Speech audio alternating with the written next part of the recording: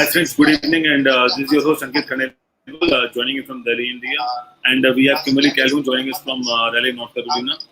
Good morning, team. Good morning to the world, and welcome to IBM TV Medical Friday with Doctors. And as usual, we have a great lineup with doctors around the world discussing about the current pandemic and other chronic disease and issues, and how we can improve our lifestyle with good habits and good environment and all those stuff. So let's start the show, Kim. How are things at your end, and how are you feeling today?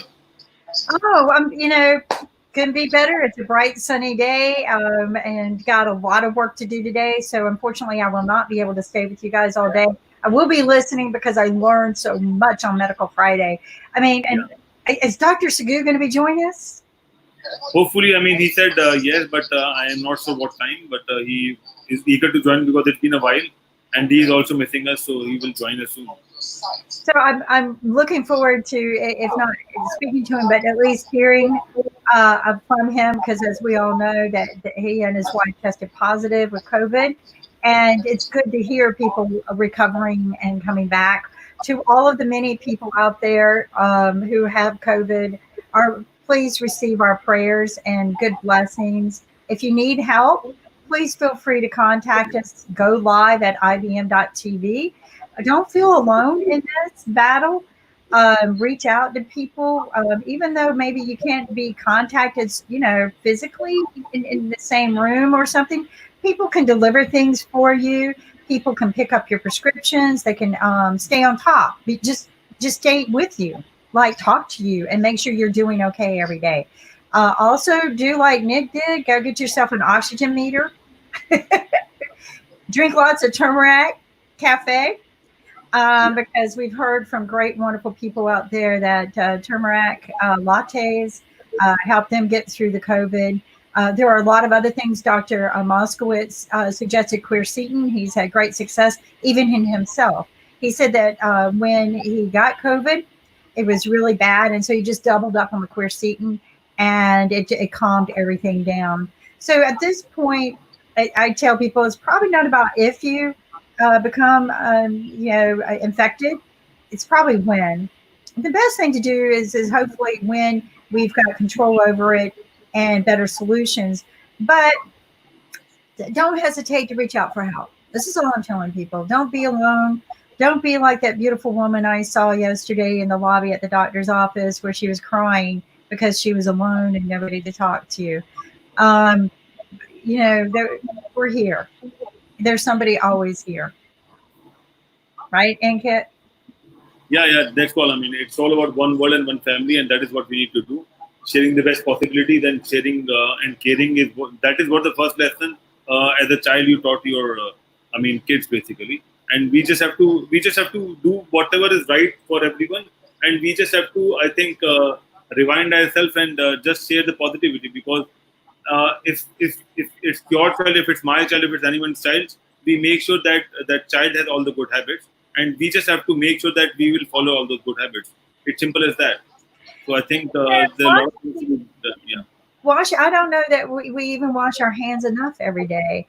Something else I learned that was just fantabulous was they have learned some new things about COVID, and we know how it's got those spiky things on them and they attach themselves to you. And I hope to get a doctor on and some experts on this next subject, but they have learned that, if you could keep your lungs expanded fully, like with a lot of oxygen, which doctors have been telling us to breathe in deep and hold our breath, and that it's harder for the COVID to attach itself because you're stretched out, right? And so if you're relaxed, it has more opportunity to get its claws into certain areas and attach itself. But they said if you're expanding your lungs, it slips off. Yeah. And I was like, wow, that is, if anything, you can just imagine it. Maybe you can imagine it to go away in your body. I've heard of people doing that where they think so hard that they actually think away the bad things. And so just think about your lungs expanding to their full capacity. Breathe in. This is also good for your spiritual, as we talk about. Do a form of meditating, but breathe in deep, hold it. But they say that this is very good to keep your lungs healthy. but also that it might make the COVID not attach and slip off.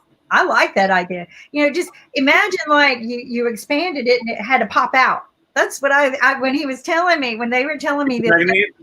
It's kind of an anti-magnetic effect, basically. Right. It just popped it out. That's what I said. I said, so they're using a hyperbaric oxygen chamber type situation to cause the lungs to fill and expand. But I think of it as, it expanded and it pops off, right? Just like a balloon effect. And when I told him, I said, kind of like that, a balloon effect when you pop something. And he goes, exactly. So think about these things when you're meditating. Make them positive in your mind. Think about when you expand your lungs, if they're in there, that they would just pop off. And then maybe you'll think harder to breathe deeper. Think about also, they know that when you wash your hands really good, you have to get in all the crevices because these are little teeny tiny creatures like gremlins. But get it sudsy, right? Get some good sudsies. Don't just rely on gel sanitizer. And get it real sudsy and rinse off. I was told by the doctors yesterday to make sure you go up even past the elbow. Change your clothes when you go home. So when you go home, change out of the clothes that you were wearing out in public, and put on something else, but also wash really good. Wash your extremities, because we have a tendency of touching even our lower extremities. We put our hands in our lap. So, wash anything that has been exposed. And I think these are just not natural habits, but they're habits that eventually you can build into. They say, that you can wash it off, and it will wash off. I like that little commercial. I'm going to see if I can pop it up. That little cartoon of the kid going, golly gee, I don't know what their problem is, that the soap and water could, kill this virus. I love that cartoon of that little kid going, I don't know what their problem is. It's just soap and water. Simple things. This is what I tell people: proactive instead of reactive, right? If we're just proactive a little bit and make sure that fire's all the way out, then maybe we won't have a wildfire, right? So just like you said, use your common sense, people. Do what's right for you, right? And this is what I told someone the other day. I know that you don't believe anything that's being said out there. I get it. I said, but knowledge can save you, whether you want to believe this or not. This is what I learned from the doctors that we talked to. It's just knowledge. Use it as you wish. It's your choice. But it's better to have the knowledge and make that conscious decision with that knowledge than it is to not have that knowledge. Because I always ask myself, what kind of decision would I have made if I had known this? Just like I knew I shut down 2 weeks early with the information I had. I shut down 2 weeks early compared to what the president did. So I make my own decisions too, because that is the free will that we do sometimes have, is taking the knowledge and making that conscious decision with the knowledge. Now, of course, some of those conscious decisions can get you arrested, so you have to be kind of common sense. And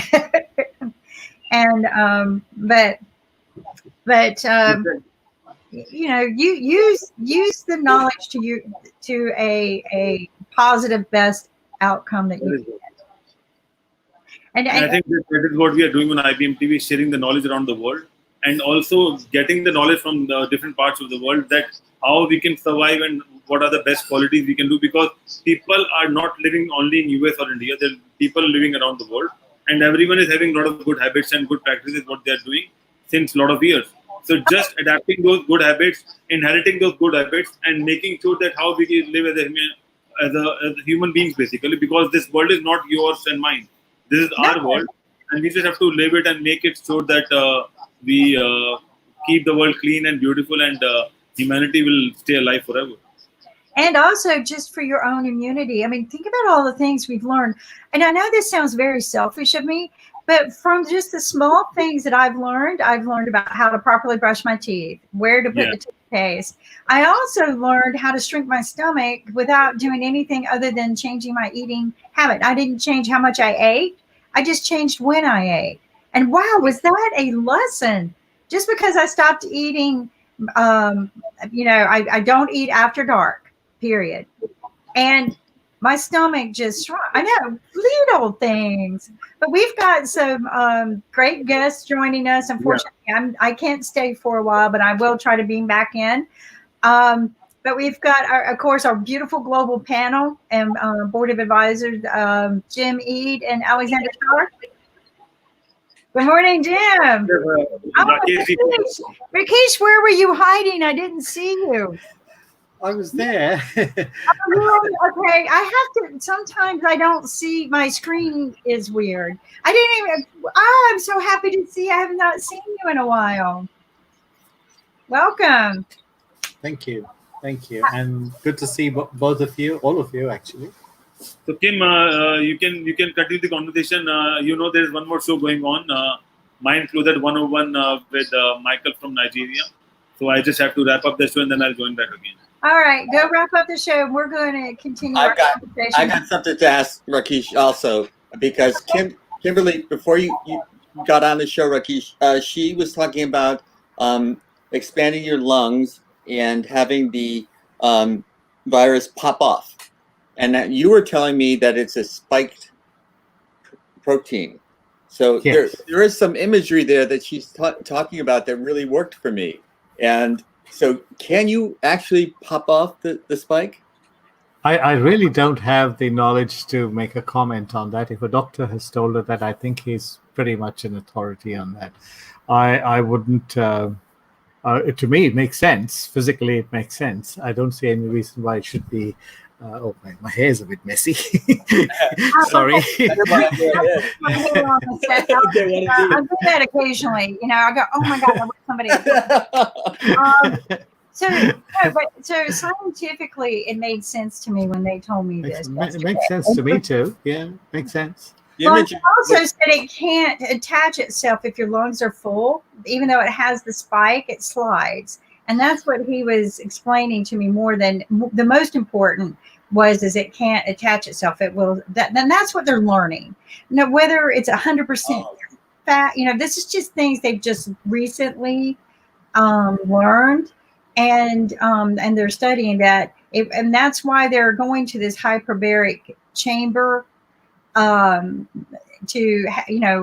going to quarantine people in hyperbaric type chambers in order to make your lungs fuller so that it will slide off. And but I said, well, so it's like that effect where it'll just pop it off like a balloon. And he said, yeah, that's me putting into the scientific research. It's a good visual.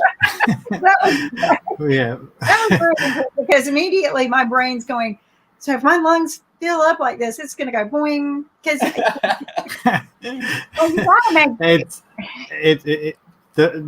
normally what I understand from the protein bonding, they're hydrogen bonds, which are quite weak.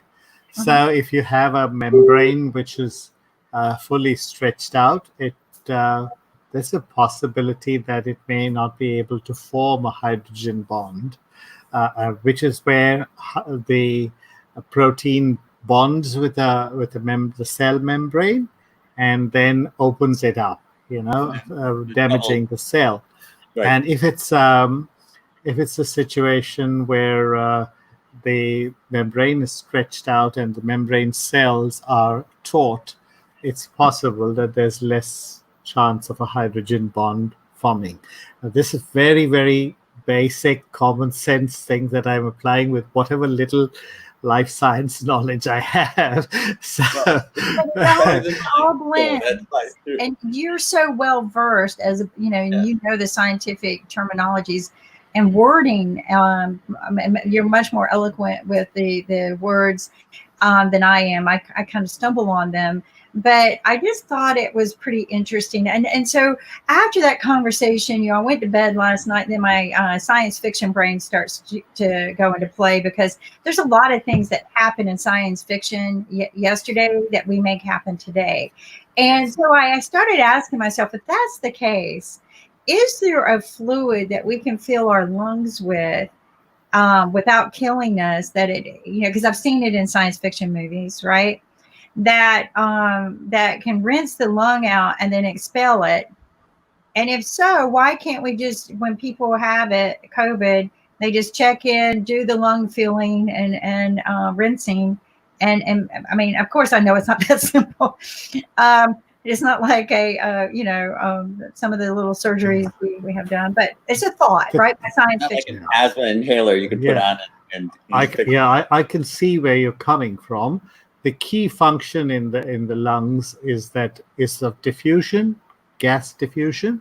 So any fluid that interferes with gas diffusion is going to give a problem in the lungs. Okay. But if you could have a gas, it doesn't have to be a fluid. You could have a sort of a gas which is very small molecules, but it does have the effect like a bit like like Lysol, cleaning up. Oh no! I know where you're going. Like Lysol on the surface, but just the analogy, not the exact. But that's what I wanted to get to eventually maybe talk about. I know we all want to be away from COVID and talk about other health problems, which I've learned so much on our health show. But it's good to have these conversations because it's something we're struggling with on a daily basis. Yes. We're struggling also with the doubts, right? Does it really exist? Well, I think it does because I've had several people in my life test positive, and it's concerning me now because. But there, you just don't know how it's going to affect each person. It's going to be different. And so some people are going to say, oh, it wasn't so bad. Whereas other people are going to say, yeah, I struggled with it. But I love this analogy. I love this analogy of expanding. Yeah, because I was thinking the way my brain works, I was thinking to the yoga deep breathing exercises that I do. Uh-huh. And it seems to me that that's similar to what you're talking about, and that might be protective. Who knows? The point is that no one is an expert. No, right now nobody is. What we are is we're all guinea pigs right now, and it's like I always say. Unfortunately, I love doctors. I think a lot of them are professionals, but as my dad always said, they're always practicing medicine. And my doctor one time told me that Kim, every person's different. So sometimes we have to try a few things on each person. Really and what works for one doesn't always work for the other. And he goes, and if you get a doctor that says it's a template, he goes, please run. Yeah. This is my doctor that I had a relationship, but I was with for many years. And and before he retired, he told me the same thing. Don't listen to the doctor who says this is just a footprint. He goes, because those don't really exist. Yesterday, I did mention that the stage will come one day when that you will submit your DNA, and your medicines will be tailored for your DNA. So that stage it's not far off with the kind of computing ability and the kind of the information. If we form a global database like Iceland, for example, one of the countries that's doing quite well is Iceland, and for a cold country, because they have everybody in the country. They've got their DNA, their records stored. So that is the future of medicine. Surgery will be a last resort. There will be genetic scissors rather than steel scissors, So I think that is the future of medicine. One of my uncles, in fact, the only uncle of mine who was a surgeon, he lives in Malaysia, where Sharif comes from, and he says that he's been expecting that surgery. He's a surgeon, he's a very, very good surgeon. He says that one day we will be obsolete. So I don't think surgery will be obsolete because I think that there are things that I do believe in as much alternative But here's the situation of a conversation we had yesterday. The world has learned to survive so many diseases that reduced our population, that we're so overpopulated that, we're going, no matter what, you're always going to need something. And I think that I think that a lot of the surgeries are not going to be necessary. I agree with that because they were able to heal 3 of my problems in the past 20 years with alternatives and they were problems that they would just cut you open and be done with it. Right. But I elected to be a guinea pig and say, can we do this first? Do I have enough time? First, I always ask this question, do I have enough time? Right. And if so, can we try this first? And the end result was always it healed and no surgery. So every good surgeon will tell you, don't try not to do anything invasive. Every good surgeon, one of the best surgeons I knew, a neurosurgeon, I met him when I worked in a hospital. He would try to dissuade you from doing surgery. He would do his best to dissuade you from doing any kind of interventive thing. And if the results of investigation show that it was absolutely crucial, then he would do it. But because a good surgeon is not worried about income. He gets his income. He's not worried about income. It's the worst surgeons who will do surgeries when it's not necessary. I can't go any further without asking this question. Is your first name pronounced Rakesh or Rakesh? It's the actual pronunciation is Rakesh. Rakesh. Yeah, it is. That is the Indian pronunciation. That must sound French. How about the anglicized version? That's Rakesh. Rakesh. Yeah. Rakesh. Because I've been saying Rakesh, and so it's Rakesh. Better for your ears, I guess. Doesn't matter to me. I've lived in so many places. It didn't. Yes. That's the way I say it. My name's spelled Eade. There's many pronunciations, and I can live with all of them. And, God love him. When for many years I called him Newen. Right? Yeah. Well, listen, somebody said to me, but he, the way he says is I answer either way because I've been called both, either way. He says it doesn't bother me. The fact that you know me, that's the attitude I love about him. But then one day somebody said, Kim, no, and this is somebody I value so much. He goes, you're insulting him. You're not calling him by the proper way. And I go, and so I went to him. I go, am I insulting you? I'm so sorry. And he goes, again, don't worry about it. So. It was hard, but eventually I started calling him Win. But I don't think he's insulted. I think he appreciates it. We try to do it, but I think he just likes the fact, like me. Okay, we're friends. Yeah. I mean, call me anything you want. Yeah, it doesn't matter. That's all I want. No, yeah. It's funny in India when you have a really close friend, he will call you, "Hey, idiot, come here." Somebody that close, they could call you, and then you wouldn't mind. You say, "Hey, stupid." Yes. Listen, you would go through with that kind of banter, but you recognize it as banter. And you don't get insulted. No. It's terms of endearment. That's different. I call that terms of endearment. Exactly. When someone sees Nick and I, we might look like we're arguing about something, and you're like, "Oh my God!" And I'm like, "No, actually, we're best of friends. We wouldn't say anything against each other. We got each other's back."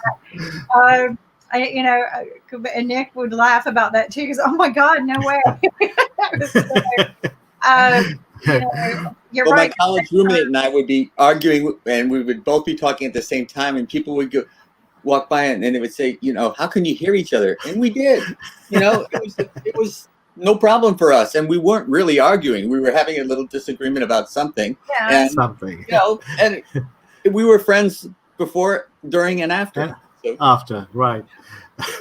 Well, it takes me back to the Warner Brothers cartoon of the sheep and the wolf, right? and they check in every day. I should pull that up. And they check in every day to go to work, right? They clock in. I remember. And the sheepdog goes over here and sits, and the wolf goes after the sheep, and he bangs the wolf a couple of times around. They check out together. blows up a hole where the sheepdog falls in. And it's this back and forth all day. And at night, as the sun is setting, you see them at the tree. They're clocking out and walking with their little lunch boxes, arm in arm, going, "Hey, Ralph, that was a great day." Yeah, so they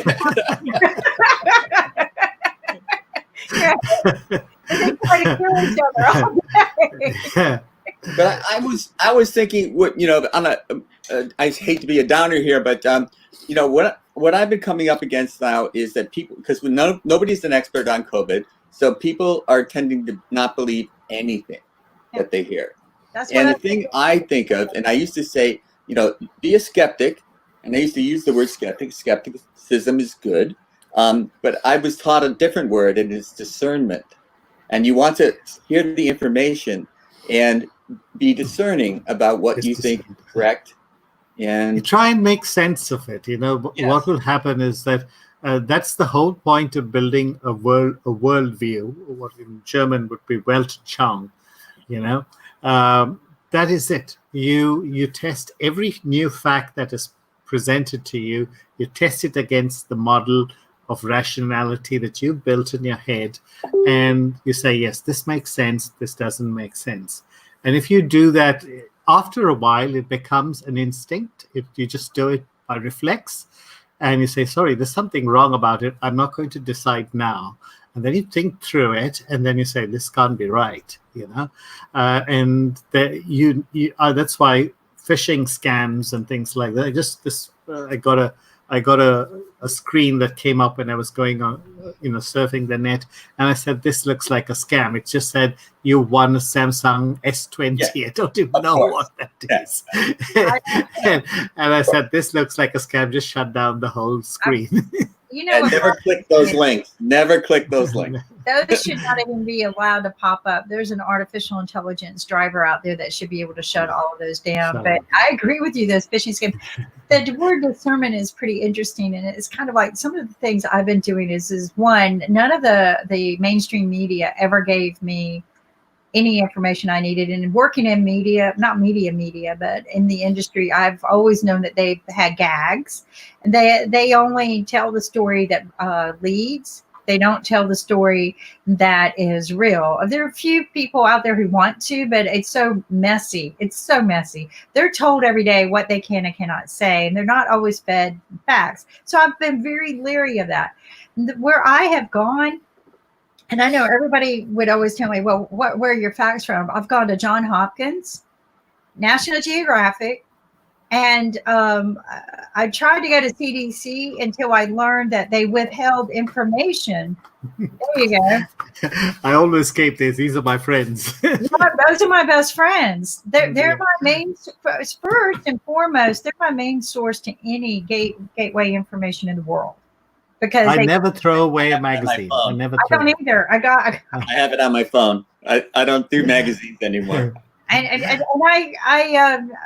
try to do it on the phone, but my memory works better by page. Well, and I for some reason I can tab my brain tabs. I can't read books on my phone, but magazines I can usually handle, newspapers and magazines. But books, newspapers I can do on phone, but I still like the newspaper, but I don't even get it anymore because the mainstream news is paid for by sponsors. It's paid for on commercials. It's paid for, and they're told what they can and cannot say, and also the government.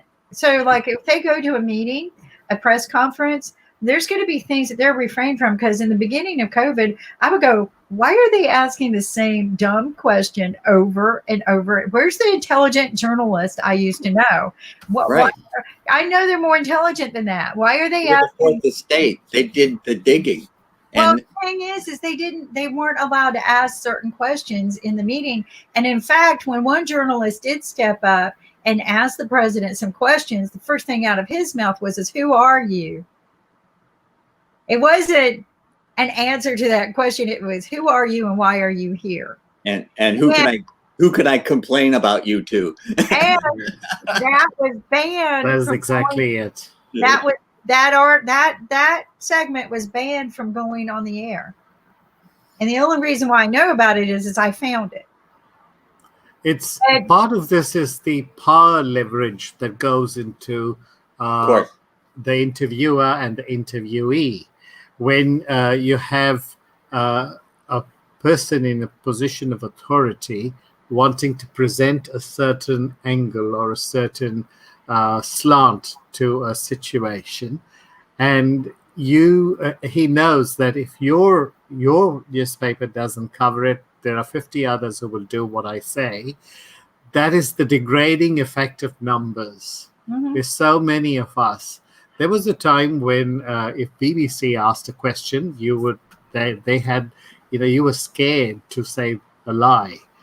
But after the Iraq war, Tony Blair just completely emasculated BBC, its editorial board, and it has now become, it's just lost its credibility. And it's not only BBC. I'm sure this is happening with different media organizations, and BBC is my last best hope. BBC is I think now it is a lot better. I think currently it has got a lot more freedom, but I used to call Tony Blair the bony liar because he started the kowtowing to the US, which was quite funny because he was a Labour guy. They're supposed to be communists, and he was tying in with the Republican George W. Bush. Yes. You got to ask yourself, the bonny liar.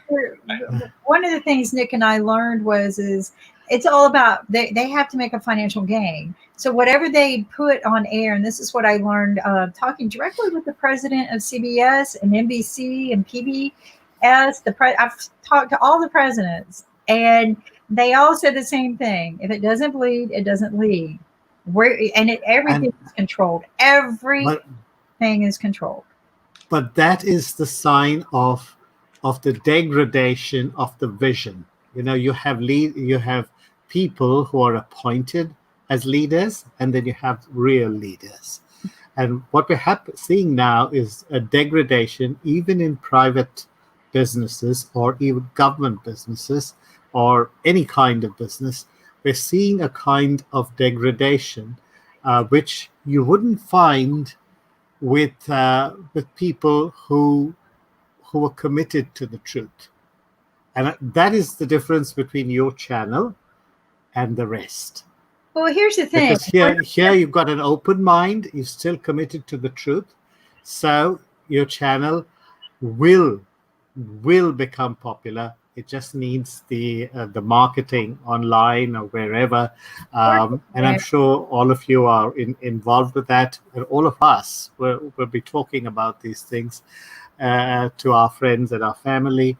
And this isn't, there's no control. I've never felt any moderation, any control on my thoughts. I could express them straight away. I'm sure everybody who comes on this medium doesn't feel any sort of pressure in that way. And that is the future of television, really. And good for you, Kimberly and Nick. You set the stage for that. Thank you for supporting us, because one of the things is to get, we call it smart TV for a reason, right? We want smart people to feel free to express themselves, and right or wrong, once you get it out there. And this is what I had a conversation with someone last night. He said he just loved our show, and it was because he said you put it out there, you talk about it just like you do in a boardroom, right? You talk about it, and somewhere there's a solution. He goes, and it's not that one person was right or wrong, and you don't ever treat it that way. We don't. And that's, and they say they feel comfortable coming to the show because of that. They not only feel comfortable listening to it, because we don't make people feel uncomfortable or wrong for believing what they believe. And I think that's important, that we all have a right to believe what we want to believe. But the thing is sometimes if you get more information, we're not there to try to change your beliefs, but maybe give you information so that you can make better conscious decisions. And I'll And tell you the most attractive thing for me is everyone you have on every show is capable of cogent reasoning. And I may not agree with them, but that's like mindsets. And that's what somebody said to me the other day, that there's a like mindset, and it doesn't mean that we all think alike. It means that we are all respectful and we're all understandable and we're all intelligent enough to realize that everybody has a point of view, and it's better to listen and think about that point of view. And you know what? It's just like I told someone, for years I was taught, Hitler was hateful, mean, disgusting. And granted, yeah, the end result of Hitler was against human nature, but he did really some smart things. He did, if people look at the status of cancer in his country, because his goal was to end lung cancer, he did do that. He did. He realized smoking cigarettes caused lung cancer. He banned every cigarette ever in the world from coming into the country, banned his troops and people from smoking cigarettes.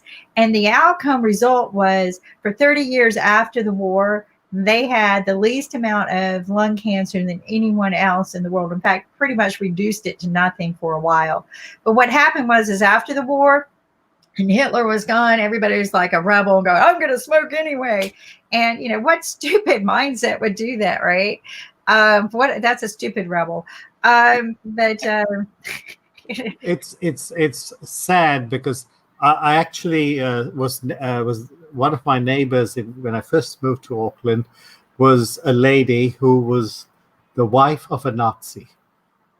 Oh, she was an Austrian lady who was the wife of a Nazi, and she told me about the night of the broken glass, where he was quite high up in the Nazi hierarchy. They did not insist that she join the party, so she was outside the party. She was a devout Catholic and Austrianly. So she said that one day God will hold us. As the synagogue burned, she said, I told my husband, one day God will ask you a question about this. And of course, her husband was, he was penalized for being a Nazi, but he died just before the war ended. But he was a smoker. He was a smoker, and he died of cancer. But he was one of those, I think, rare exceptions, I suppose. But the tragedy of that era, I could feel in her voice. As she told me stories of how she, even as she stayed in New Zealand, how many people hated her. Because they knew she was a Nazi, and so many. I don't blame them, because many of their sons and husbands and fathers died because of this terrible war.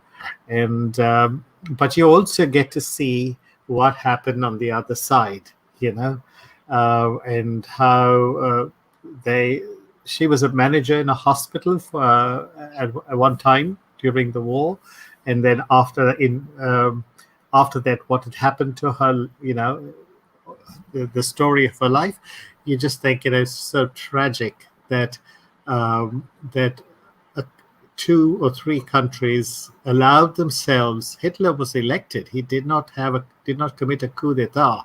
So that is one of the things we've got to realize about democracies, is that every citizen has to be alert. Today, I see that in India, we are trading our freedoms for security, because we think Modi is a strong man, and he thinks that is what people want. And it's a sort of a symbiotic feedback loop, which leads to the kind of disasters that you had in World War II. The scene is going to be in Asia, not Europe this time, because Asia is really apart from, it's going to be a bloodbath, because you have so many people involved. Well, and I do not know. You're making me cry. But I want to say that Ben Franklin once said, if you place security above liberty, you deserve neither. Yes. That was And when people have said that in India. There are some media outlets that have tried to be independent. They've been hit by income tax raids, all kinds of raids from the government departments, and they've been cowed. So today we have a term for that. It's like lapdog media or Godi media. We call them. Godi means lap in Hindi. And Okay. the media in India is entirely Godi media now. It's a lapdog media. They will just repeat what the government says. Look who we have to visit with us today. Mhm. And Ankit just popped in. What a Good great evening. timing. This is Christy Letter. How are you doing, Penny? Yes. This is our Indian culture. The Good Indian evening, everybody. is. Yes, we're diving into India today, so help us understand what's going on. Indian, not only Indian, as well as a Vaidya, and a traditional Vaidya, we always prefer to be this. Yeah. And this. This. Yeah. Well, it's safer, right? Right. You don't spread disease. This is what I tell people. If we really look back in history and look Yeah. at the fashions and the way they did things, it was probably designed to protect them more than it was a culture status. It was, people turned it into that so that you would do it, right? Sometimes you got to trick people into doing the right things. So, the big wide skirts, it makes your waist look tinier, but it kept you 6 feet away from everybody, right? And long white gloves. Long white gloves, right? So explain to me what the hair had to do with it, though. The big hair. I haven't quite figured that one out yet. I haven't. But the veils, in other countries, Oh yeah, veils. Sure. were probably truly designed to protect the women from all of the diseases like leprosy and other viruses that came and went over the years. It was truly designed to protect a woman because the woman was the childbearer, right? The woman was, as Ankit always says, the woman is the one who bears life. And so they respect her very, very much in their country. So I think that these fashion things that maybe became a religious way of doing things was truly intended to protect them more than it was these things. But they use these other things to make people, encourage people and inspire people to wear them. So, but Well, yeah. the people that did it survived. The people that did those things survived and were able to have to breed and have progeny. So the other ones that were scofflaws didn't survive. Right. So what are your thoughts, Ankit? So I believe that we already have Dr. Pandey with us, but as far as what's going on, so people are going back to the natural way of living, and they are ready to adapt to whatever their ancestors were doing, planting their own trees and planting their own foods and all this stuff, and making sure that they are not. They are protecting the environment now, and they are not taking care of the carbon and all those stuff. And that's why I had a question for Dr. Pandey that is Ayurveda a treatment or a lifestyle which we can adapt at this point of time? That's a good question. Yeah. Now, to start with, when you say Ayurveda, it's a combination of two words. Yeah. Ayu means life, and Veda is science. So Ayurveda is a science of life, Okay. which deals with every aspects, and also spiritual, mental, physical, natural, holistic, all together. It's the definition of Ayurveda in Sanskrit is written is Hita, Hitam, Sukham, Dukkham. Hita, which is good, which is bad, Ahitam. Sukham, which is happiness, and which is Dukkham, sorrow. Hita, Hitam, Sukham, Dukkham. Ayus tasya hidayatam. That which adds to the longevity, and that which causes you problem in your health. Tasya hidayatam. Manam cha tatcha etroktam. Manam is the magnitude or the quality or the ways, methods, do's and don'ts are explained in which science? That is Ayurveda. So it is called Ayurveda. Ayur yasmin vindati iti Ayurveda. Ayurveda is the science of life, which explains the all various multiple factors and angles of that causes physical, mental, spiritual, social, everything in that. like that. And not that, the first thing, a basic thing what I'll tell you is, every living world in this world, living and non-living things, is made up of 5 elements. You all Right. agree this? Yeah. Panchabhutas, 5 elements. That I'm- is Prithvi, Okay, share with us. Well- Earth, Earth. and Jala, water, fire, Agni, Yes. and Akasha, hollow space, and Vayu, the air. Yeah. These 5 things. These are the basic composition of every living and non-living things. I'm just getting into just basic these things. You should understand why I'll go into further this, because when you say health, our body is made up of dosha, dhatu, mala, moolam, hi shariram. 3 doshas: vata, pitta, kapha. You all know it. And dhatus, 7 dhatus, the constituents. That is rasa, that is chyle. Rakta is blood. Mamsa is the muscles. Medas is the fat. Asthi is the bone. Majja is marrow. And shukra is the semen. These are dhatus. 3 doshas, dhatus. Dosha, dhatu, mala, moolam, and the excretes. Excretes are the feces, urine, sweat, and any waste material coming out of our outlets, our ears, nose, eyes, everything.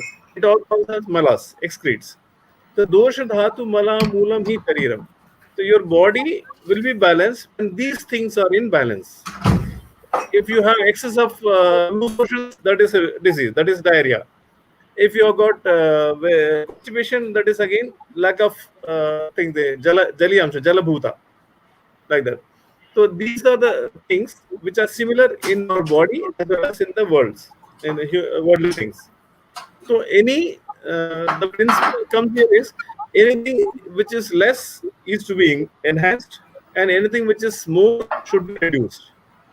That is, we call it as samanyam vriddhi karanam. Samanyam, like suppose if you dehydrated, in dehydration, what we do in general, you give hydrate, you give glucose, you give saline and all.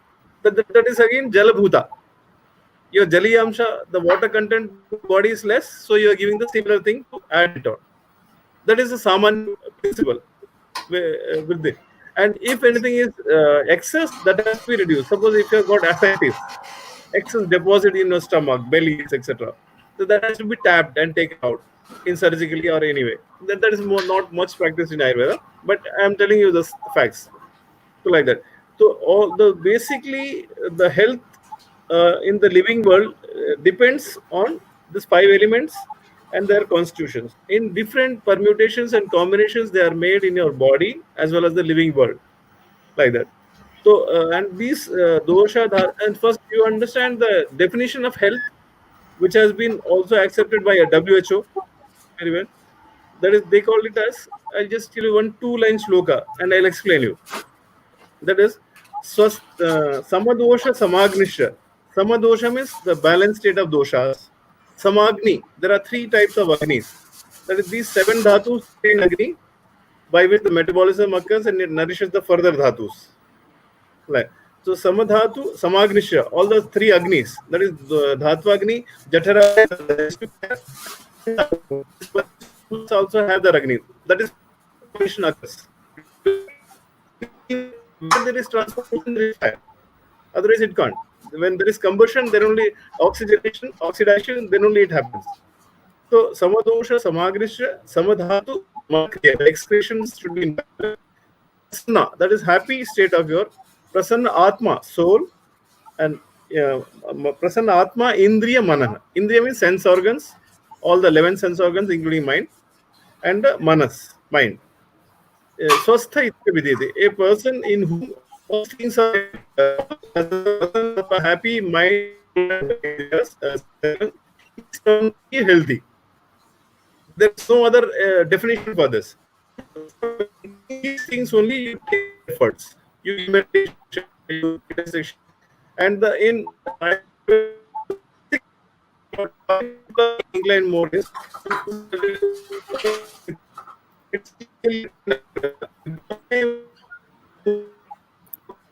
Okay, we're having a little technical difficulty.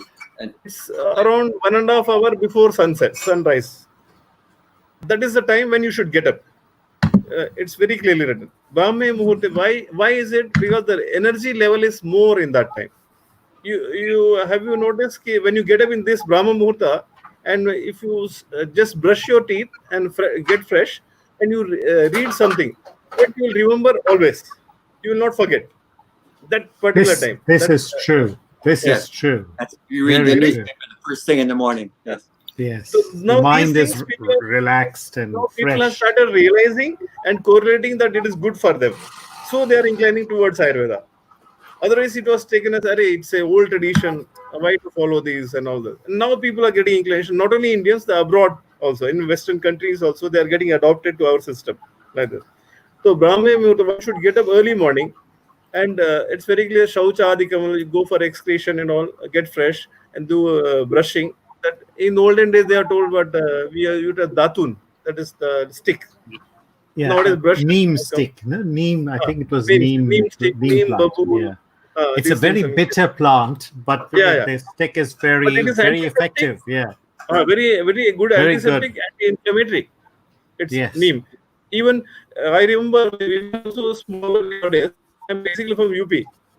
Yes. So there, what happens is every 6 months, our grandfather used to make us to drink neem oil, at least 20 ml of neem oil.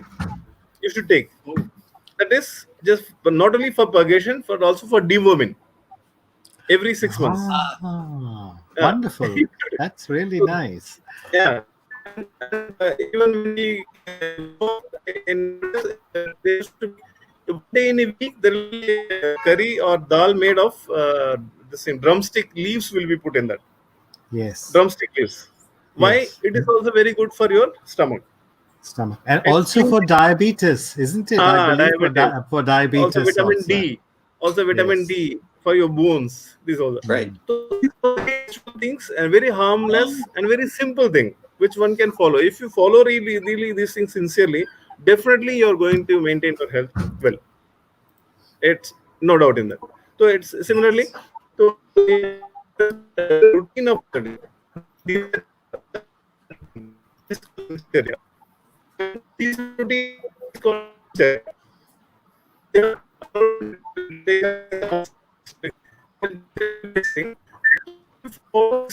I need that translated for me.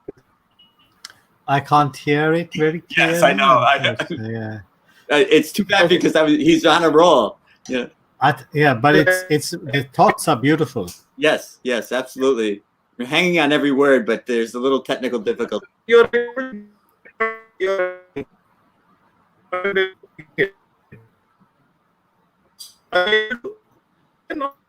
Can you can you log out and log in again? Because I Yes, think that there's worked for a lot me. Yeah. of problem. That might make it better. Yes. So, Rakesh, you helped me with I forget the word now, but it translated into heart-leaved moon seed. Yes.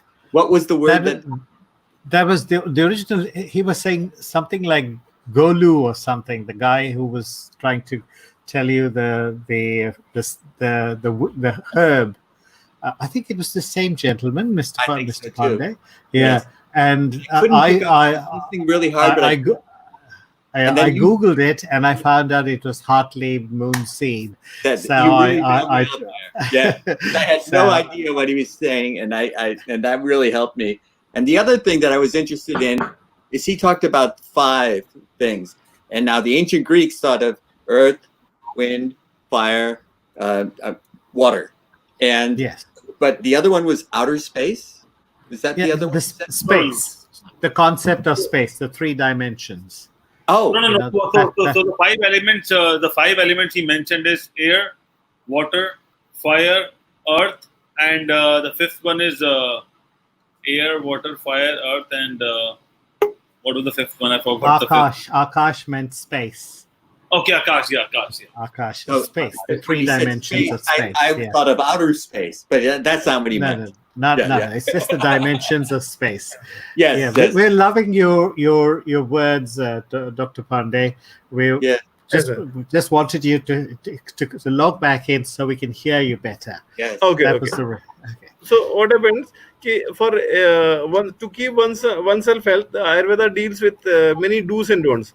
They start with the day from the day. That is called dinacharya, daily routine. What is to be done? And similarly, in every season, the 6 seasons they are decided divided into 2 months. A couple of months are one season. Shishir, Grishma, Varsha, Sharad, Hemanta, Shishir, Vasant, Grishma, like that. So in those seasons, what are the do's and don'ts? And what are the diet and what are the regimen to be followed? Yes. These are very well explained. Even if you are not able to follow the all 100%, if you follow at least 60% of that, that would be enough. What I have seen. It'll be quite good. Yes. Yeah. See, There are I, certain like, for example- months. Yes. I only have 4 seasons where I Yeah. live. Yeah, Oh, that's all there is, and they have certain rules to follow. Say in a rainy season, they don't want to have excess of storage because it gets spoiled because of Yeah. moisture. So the very well thought out rules, which are into this whole science. Brahma Muhurtam, which is Muhurtam is basically a time. Yeah, time. And my mother used to tell me, get up early, and she would wake me up. She bought me a big HMT alarm clock and made me wake up at 4 o'clock. She said, that is Brahma Muhurtam, and you need to get up then and study.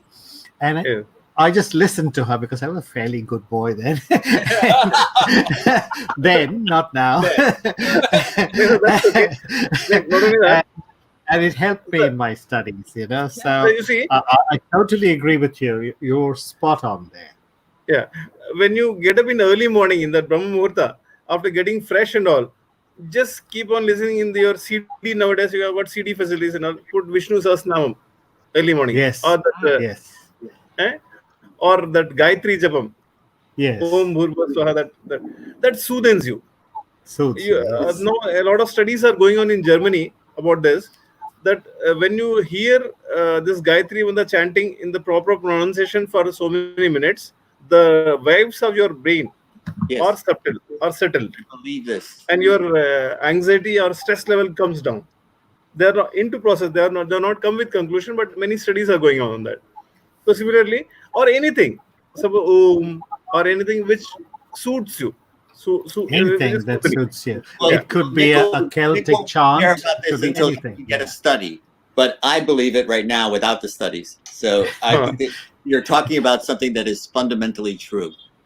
Yeah, I will correlate one point. Like nowadays in lockdown, everybody's at home and even studies and classes are going on this online. So what people do is they are very late to get up, or they don't take bath. They're not. But you should not do that. You should follow the same routine, even as you're going to school earlier also. If you do that early morning, if you get fresh and not take bath, and you feel fresh, the whole day is good. Otherwise, you feel very drowsy, hanging over, alasata. Yes. Jamba, Alasyam, Gauravam, these things are happening in that. Yeah. Gauravam So- means pride. Jim, Heaviness. just explain. That Yeah. Gauravam. In here, Gauravam in Ayurveda, we call it a heaviness in your Yes. limbs Ah. and body. Okay. That. Yeah. Okay. Yeah. So these are the routine which have been mentioned, like Dinacharya, Ritucharya, and also Ahara, Vihara. Do's and don'ts. Suppose in Ahara also you should take very Lagu Ahara, not to take very fried foods. And for taking food, there is a rule ki if suppose 50% of your stomach should be filled with the food and Yes. 25% with water, Water. and And the Vayu rest air. Samcharanata, for the passage of Vayu, 25% should be left free. That is called Mitahara. And nowadays, what people do, you prepare Maggi, you prepare pizza, you take stomach full. 80% is filled with that. You don't have space to take water also. So that and all causes to complications, these routines Yeah. and all. The pizza And- is okay for the Italians because they ate it in a certain combination. Yeah, They with ate a vegetables certain and all. number of things. It was for the whole family. They had only, you didn't take the whole pizza. You had one Yeah, slice for yourself. And you drank it with, you had tea, wine that you drank along with it. All of that Yeah. had processes. The combination gave, and the climate was suitable for them. The same principles, their climate, our climate, two different. So when you take pizza and you eat it in India, you're going to have a different reaction to your body compared to So if you And, had, say, the incompatible taking dosha or idlis or whatever. there are certain rules for the food also. You should not take Yes. incompatible food. Incompatible Yes. means fish and milk. That Yes. is viruddha, Ah. incompatible. My- But what is Or the taking climate sour for things haggis? with milk. Is there a Sour climate things for with milk. haggis or Scrabble? I don't understand. I don't know about I'm those sorry, because I'm joking, Doctor. yeah, but fish is rots easily, so Yeah. that is one If you thing. take fried And- fish with milk regularly, you're certainly Uh-huh. going to have some skin diseases. Even psoriasis type things happen. I heard this. My grandmother that- used to say this. Atopic Yes. dermatitis and all these things happen. Yeah. So these we have been Yes. experiencing, and these have been explained in our text earlier. Adhyashanam. Adhyashanam is, suppose you have eaten something now, and after 1 hour or 1.5 hours, somebody said, you take this or some tasty thing offered, you are taking it. That is bhuktasya upari bhojanam. You have already taken food and again you are repeating it. But once you take your Overburdening. food, once overloading. Once you take your food, then at least till 3 hours you should not take anything. Not touch it. That is a thumb rule, like that. So adhyashanam, viruddhashanam, incompatible food, and mitaharam, the balanced diet. And in balanced diet also, you should not take. Suppose you are taking food, whole the item should not be very heavy. And all the rasas, 6 rasas, madhura, amla, lavana, katu, kashaya, tikta. There are 6 rasas, tastes. These are also having their role in the increasing and decreasing the doshas, vata, pitta, kapha. So suppose if you take more kashaya, tikta, madhuraha, kashaya, tikta, pungent, and madhura, sweets. These subsides pitta. And madhura, sweet, amla, sour, and lavana, salt. These subsides vata. But it increases kapha also similarly. So like that, you have to balance that. Rasa, guna, virya, vipaka. These are the 4 more things which has to be kept in mind while you are taking any food or any medicine. Rasa means its taste. And guna is, there are 20 types of guna. Right? Guru is very heavy. Lagu is light. And snigdha is very unctuous. And ruksha is very dry. Similarly, there are 20 types of gunas. The rasa, guna, virya. Virya is that temperament. Shita virya, cold temperament, and hot, ushna virya. And vipaka. That vipaka is dhatvantara pakam. After the digestion, the outcome while you pass the stools, that time what is the predominance of the rasa during the stool? That is called vipaka. So these 4 things and these food habits and routine, daily routine, dinacharya, ritucharya, if you follow. Plus another factor is upadha. There are many things, many vegas are the things which has to be retained, and some certain things are not to be retained. They're called unreadable. The vegas are called vegas, which should not be retained. Like this thing, jrimba, shwasa, kshama, shwasa, sneezing, yawning, or tears. These are all vegas which should not be retained. If you retain, it leads to certain complications, certain problems in long term, Yes. not in one. At the same time, there Better are certain, alternate. and the same time there are certain vegas which has to be retained, like kama, krodha, lobha, moha, like anger, and moha, attachment, and this thing, moha, attachment, and kama, lust. These are things which has to be. These are called upadhas. Upadhanam parityaga. These should be left out, and the vega should not be retained. These This are part deals with the mental balance, and it's very exactly. interesting. Yeah. Because In fact, if what you're- you're saying, Dr. Pandey, reminds me so much of what Dr. Sagu was telling us some sessions ago. Yeah. Very, very similar, Similar very thing. parallel. Similar Very, very interesting. How are you, Dr. Nice Sagu? school. Yeah, I'm good, Rakesh. Lovely Nice to to see see. you. Well, Nice one to see more you point guys I tell again. It's so nice to see you. Sir. So, and see, suppose if your dosha dhatu malamula, when you say the vata pitta kapha, the bodily doshas or visheshans. Similarly, for mind also, sattva, rajas, and tamas. Sattvam, rajas, tamas, chiti, trayo, dosha, samasata. There are 3 doshas of mind, which should be in balance. Yes. If that is balanced, sattva guna is more, then you are healthy mind. You are having relaxed. Sattvam Yes. buddhi, it increases your IQ.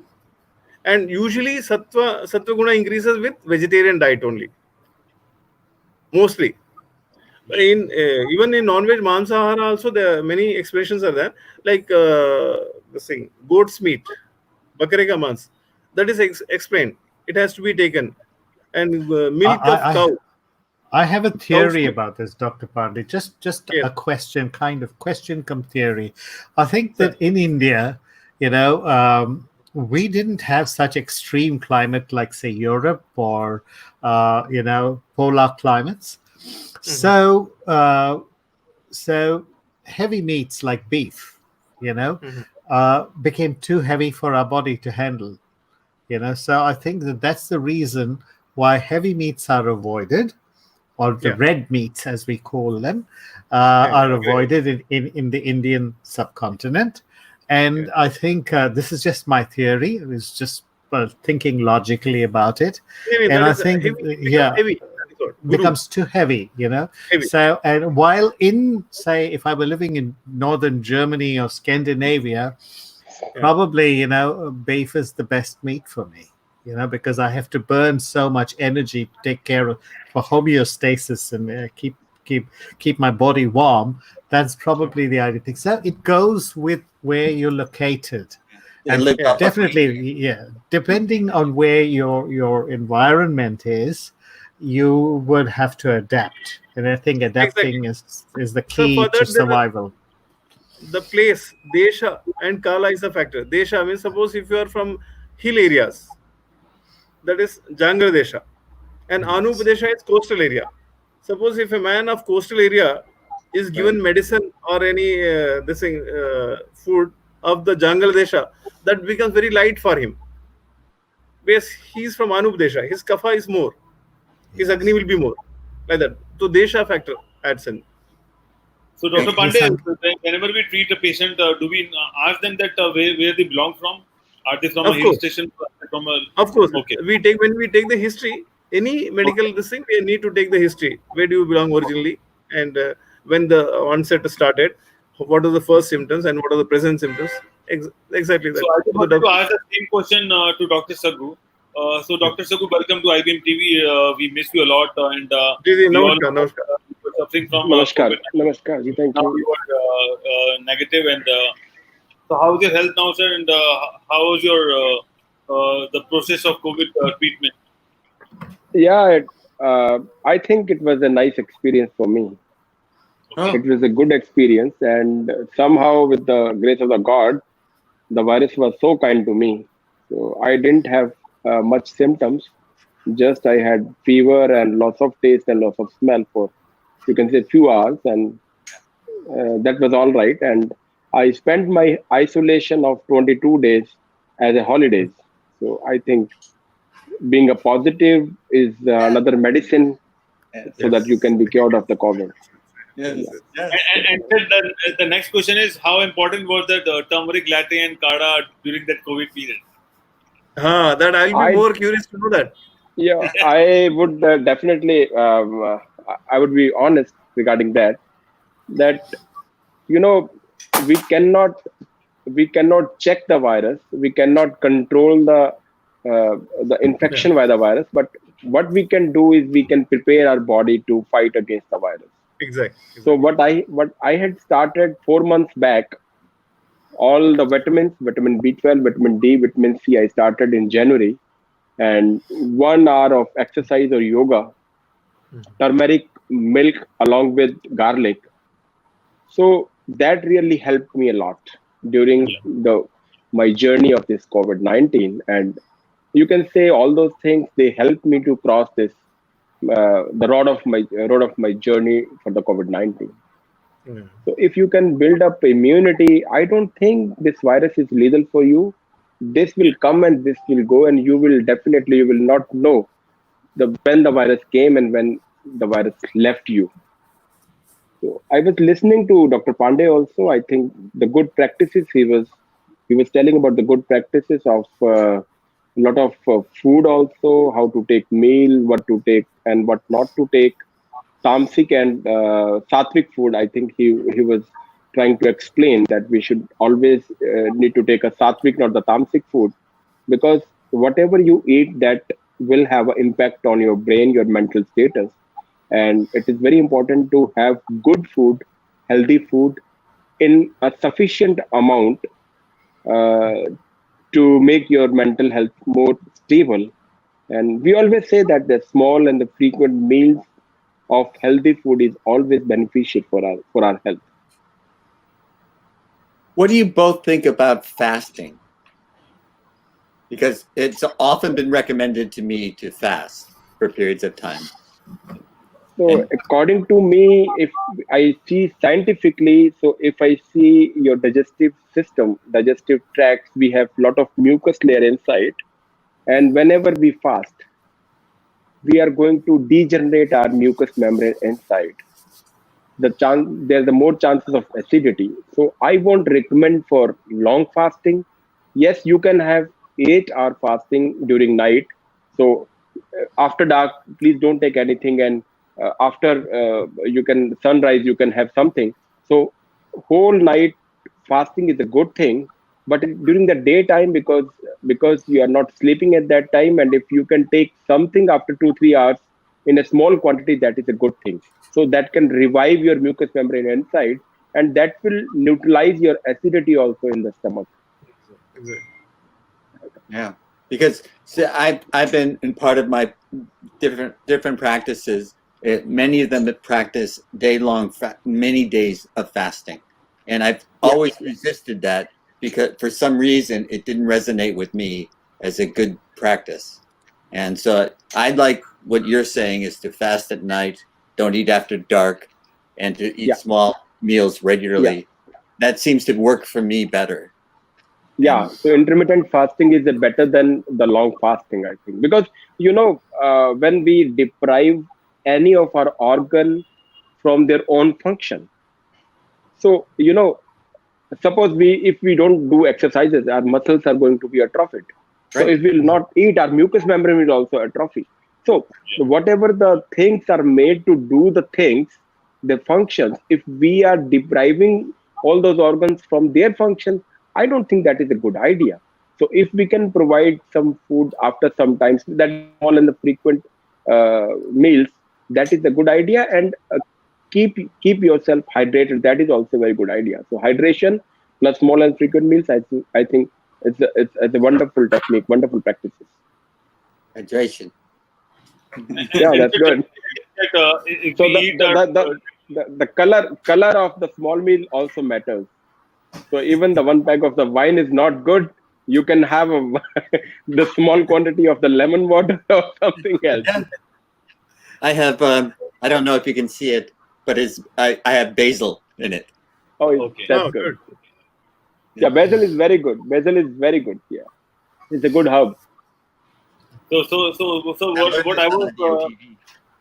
So Dr. Sagu, what I wanted to know that as Dr. Pandey said that whenever they prescribe any medicine to the patient, they take the history, and the history also contains that whether the patient is from a hilly area or a desert area or I mean wherever he links basically, because based on that they offer them medicines. Do we follow the same practice in allopathy? Regarding COVID? No, generally, I mean that's what the general remark. Yeah. No, we don't follow all those principles in allopathy. So we need to treat according to the disease.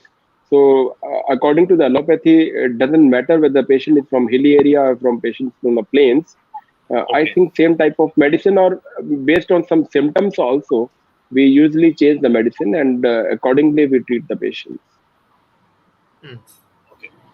And also, sir, when we talk about fasting, then everyone suggests us that if we have an early dinner, we are automatically doing a fasting of like 10-12 hours, because if you so take that an early dinner is, around 7 o'clock, and then your next meal would be at around maybe a cup of coffee or tea, whatever it is, at early morning. So that automatically is like 10-12 hours. So that is why the first meal of the day is always called as breakfast. So we are going to break the fast. Break So the fast. yes, 8 to 10 hours fasting at night is good, but even then you can have something, some sort of fruit or salads at maybe at 9 o'clock or 9:30. It's good to have fruits and salads at night, but yes, carbohydrate should not be taken after the dark. Okay. It's funny in New Zealand. When I went to New Zealand, I was puzzled because they referred to dinner as tea, and I found that most of them took food at 6 o'clock and then nothing after that. And that that was very interesting because it's extreme climate there, and well, not as extreme as Scandinavia or maybe Siberia, but it's pretty extreme. Yes, And it it was, Yeah, Rakesh, I mean, it's a good practice to have a dinner early, but it should not be so early that your focus should be on the volume. So when you know that I would be taking the dinner at 6 o'clock in the morning, I would be taking the next meal. You can think of the amount of the meal you are going to consume. So maybe you It's- will consume more as compared to when you take That's dinner true. slightly later. Yeah. Yeah. So we should be focusing mainly on the volume. As Dr. Pandey said, that 50% of the stomach should be full of the meal, and 25% maybe water, and 25% maybe air. He mentioned. So that is a good practice. At least we should fill our stomach 50%, not more than that. So again, we can have you can have your next meal after 3-4 hours. That is not a problem. But at that time, you should be keeping in mind that the meal should not be having carbohydrate, and that should be not be having the simple carbohydrate. Complex carbohydrate, yes, you can have a bit of complex carbohydrate, but not the simple carbohydrate. So you should be focusing main on the contents and the volume or the quantity of the meal, not on that you should take a 6 o'clock and then all night you don't take, and in the morning when you get your breakfast, and that should be very heavy. I don't think that is a good practice. And my question would be, if I'm having sugars at night, like, the fruit kind of sugar is not as bad as the sugar you might put in your coffee or tea. Yeah. That's correct. So, but is the fruit, is eating a fruit, is that a complex carbohydrate? Yeah. So that is fruits carbohydrate is a natural carbohydrate, is a complex carbohydrate. So the carbohydrate which is there in the fruits, they have you can say the low glycemic index.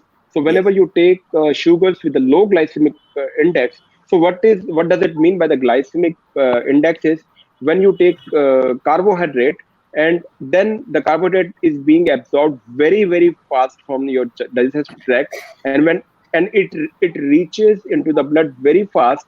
So when it reaches into the blood very fast, it will give the sudden surge of the insulin Spike. from the spike of the insulin very early, and that may cause hypoglycemia also at night.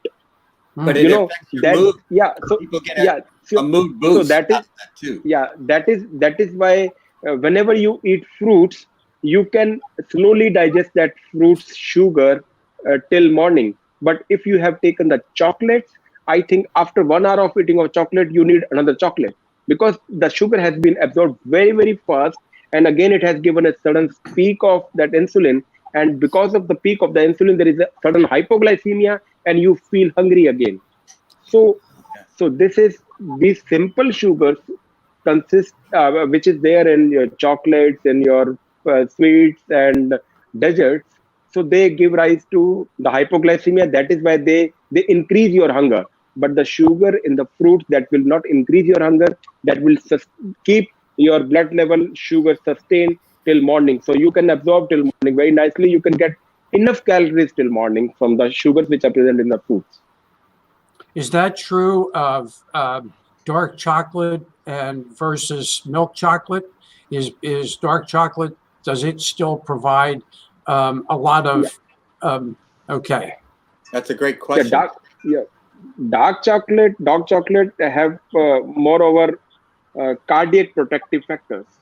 So if you want to select a chocolate, then the dark chocolate is beneficial. Okay. Yeah.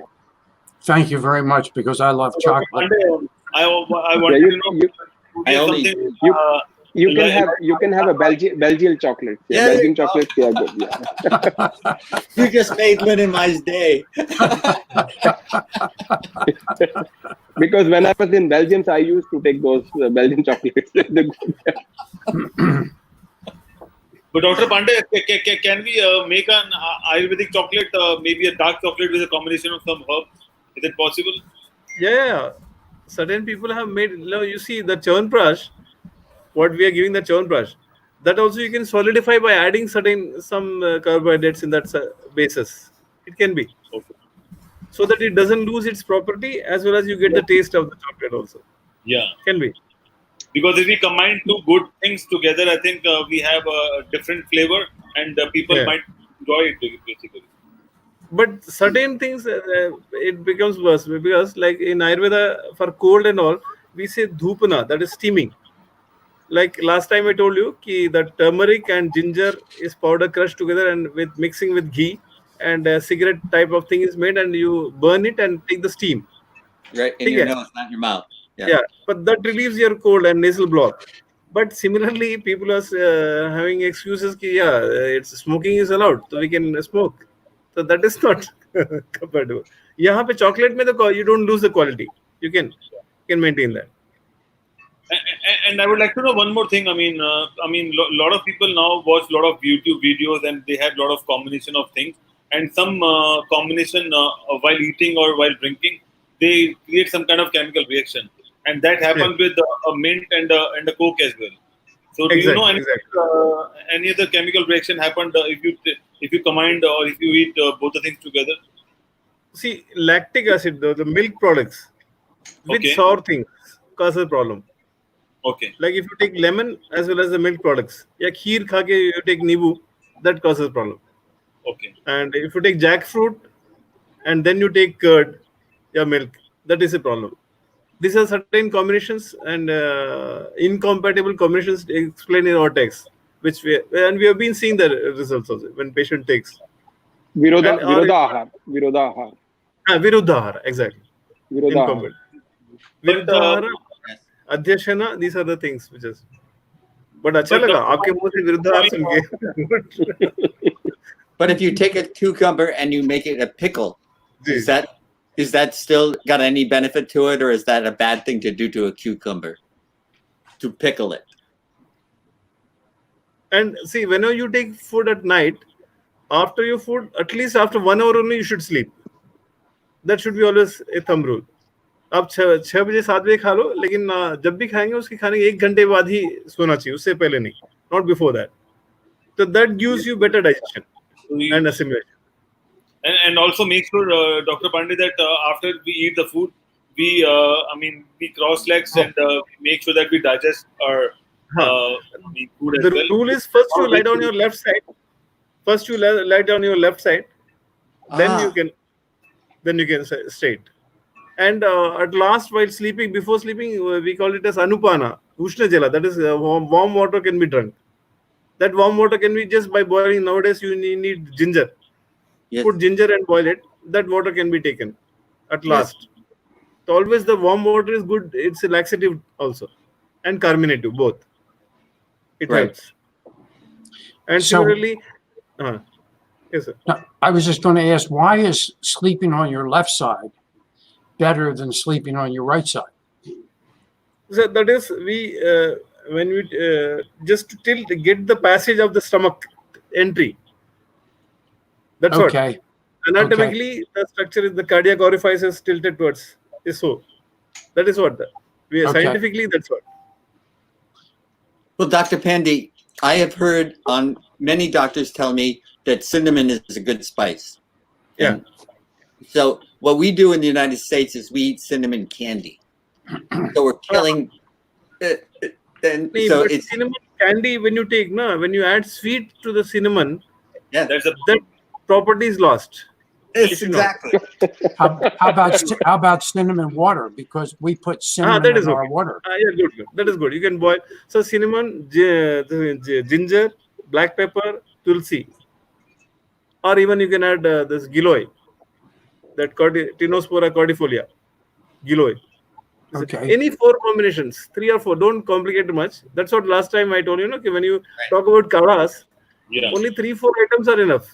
Just Now basic. our product is coming. Mostly we may get it on next coming Wednesday. I'll let you know when it comes.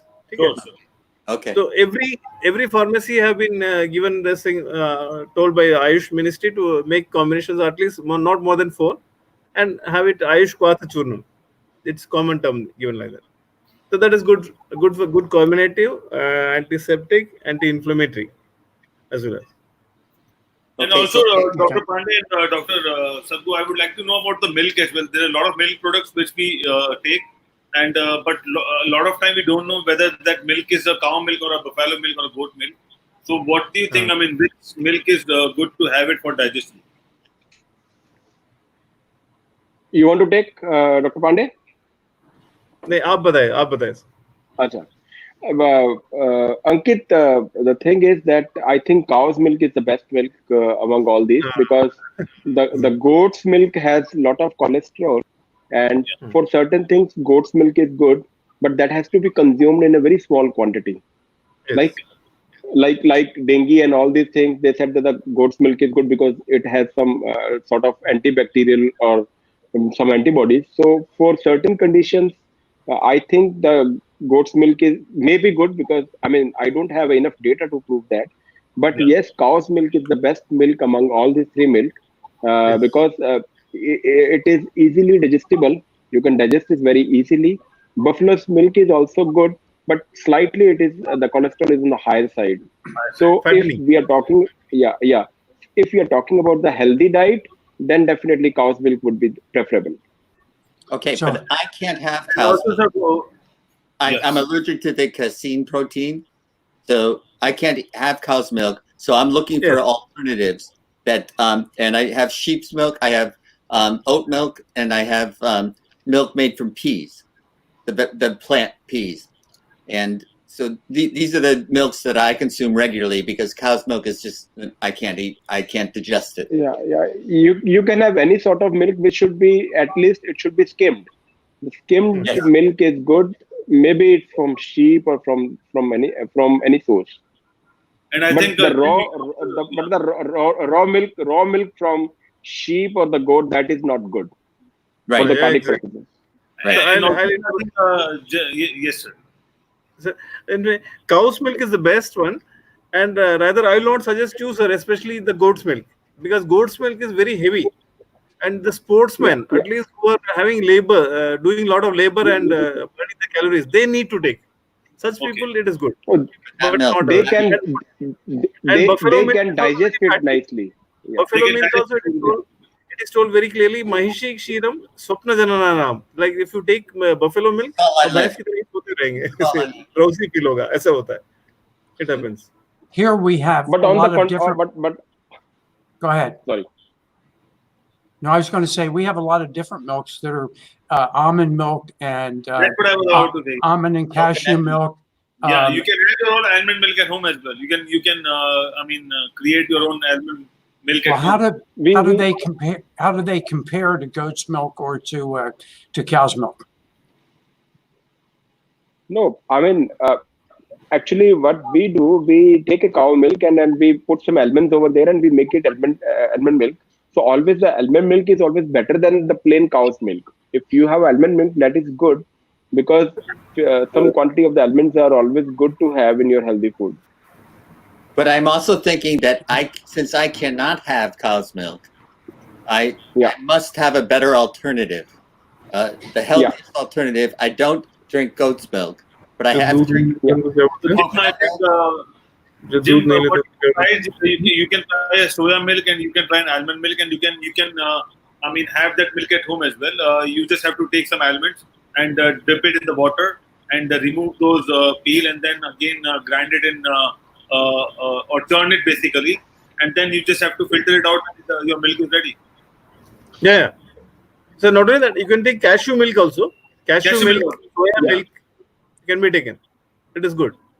And if you make your milk at home, that's perfect, because if you take it from outside, they might have add a lot of other factors as well. And same goes with soya. So milk is something basically you can create milk of anything. You just have to dry it and make sure you churn it well, and then you just have to squeeze it maybe or churn it in your mixer or something like that, grind it, and then just use the Exactly, Mr. Yeah. That sounds like work. but you have to use that milk or consume it within a day or so, because you can't keep it for like 5 days or 10 Okay. days. Okay. No, not more than 2 days. Second day it becomes sour. Yeah. So it should So- be consumed within 24 hours. So Yeah. if Nowadays, people who are becoming vegan, who are becoming more vegan, practice. So they are doing this only. Soya milk or cashew milk or this almond, these all are used. But my question was that if we take, because apart from milk we take a lot of other dairy products, like we have cheese, butter, and paneer and Oh. all those stuff.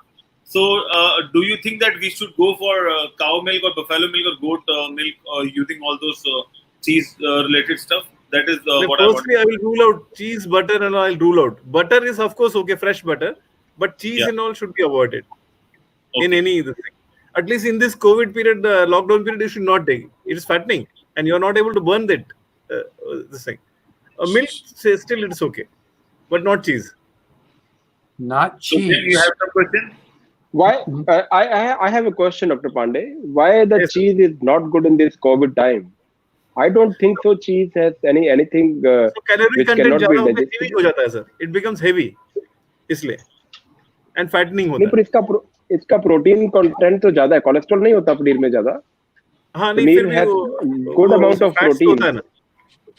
It increases. So I think it's more about digestion basically. It's difficult to digest cheese as compared to other things. That's what Dr. Pandey is recommending. Fresh paneer Yeah. can be taken. You can prepare paneer at home. Instead of milk, you make Okay. a paneer of that. That is very good. Daily But, you prepare. but Dr. Pandey, Jim and Lynn, they don't know about paneer. They know about cheese only. नहीं, ठीक. अब उनकी practice देखिए, उसमें वो बता रहे हैं, उसमें I'll not say कि no, क्यों पता है? हमारे आयुर्वेद में वही देश काल जो फैक्टर आता है ना, देश का, तो जैसे वो जो वेस्टर्न कंट्रीज वाले होंगे, उनके लिए वो साथ में होता है. For their body is used to that. बचपन से वो लोग लेते रहे हैं, तो उनके लिए दिक्कत नहीं होना चाहिए. There may not have much problem. But whereas we in our Indian this system में वो थोड़ा प्रॉब्लम होता है. I see. That's why. Okay. हाँ. So let me go. maybe- Can I go Yeah. back to the because if I understood what Dr. Segu said, is cashew and almond milk, is that also made with cow's milk, or is it or I didn't think it contained any cow's milk. It's just it's been, I guess, pasteurized so that you can keep it longer than 2 days, which is what Dr. Pandey's saying. If you make it at home, you can't keep it for more than 2 days.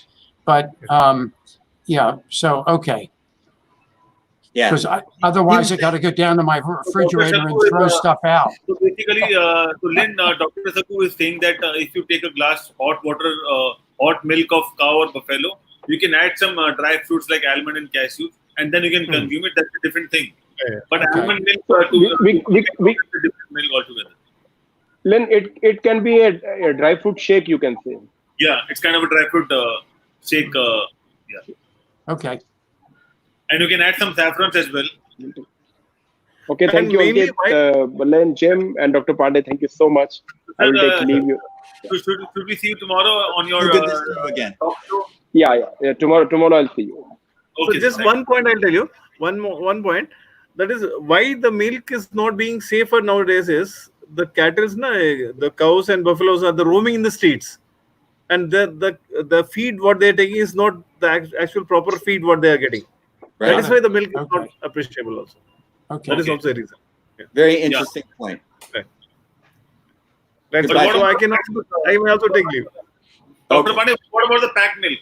The packaged milk like Amul and all those stuff. I mean, is that also contagious of all these things? नहीं ठीक है, but not as the natural one. It is not good as the natural one. Yeah. That's always the जो case. जो fresh milk में है वो उसमें नहीं होगा, बिल्कुल नहीं. Yes. No, obviously, definitely. But it's difficult to get fresh milk. That is the problem. Yeah. Yeah. So Okay, then Jim, are you allergic to goat's milk too? No, I have the allergy is to a milk protein, casein, and I cannot have any goat milk. I mean, cow's milk. but all the others I can have. Goat, sheep, it's not a problem for me. So I have sheep cheese, and that's my delicacy for a treat. And I can have all sorts of other types of milk. But my vegan goddaughter was scolding me that because I had almond milk, and she says almonds are not sustainable. They're water intensive. So don't drink almond milk. Okay, so thank you. You must Thank get you. okay. Thank you so much for all your information. Yeah. That was wonderful. Thank you, Dr. Pendy. So Jim, I just looked it up, and I do notice that they have goats in the Socialist Republic of Northern California. So you can have goat milk. You Yes. just and actually, I think they have a you can have goats on 1/10 of an acre. So all the houses in Northern California that are packed together, you Absolutely. can still have your own personal goat. I have enough backyard to have a goat.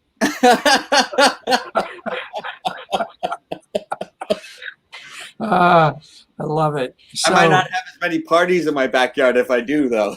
no, that's true, because they're very upfront. They'll go right up to the people and take the food right out of their hands. My So- dogs are hard enough to control. I don't know if I can handle a goat. Oh, yeah. What kind of a dog do you have? I saw it coming in the door one day. Yes, I know.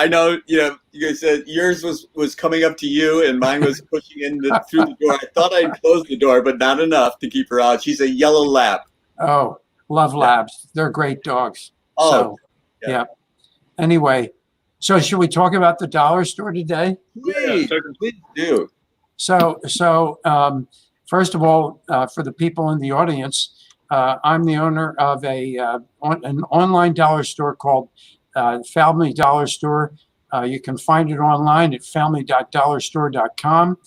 We are donating half of our profits to Money Masters PBS, which owns IBM.TV. We believe in the mission. The mission is to cut the gap between poverty and financial sustainability, to create financial education and financial fitness.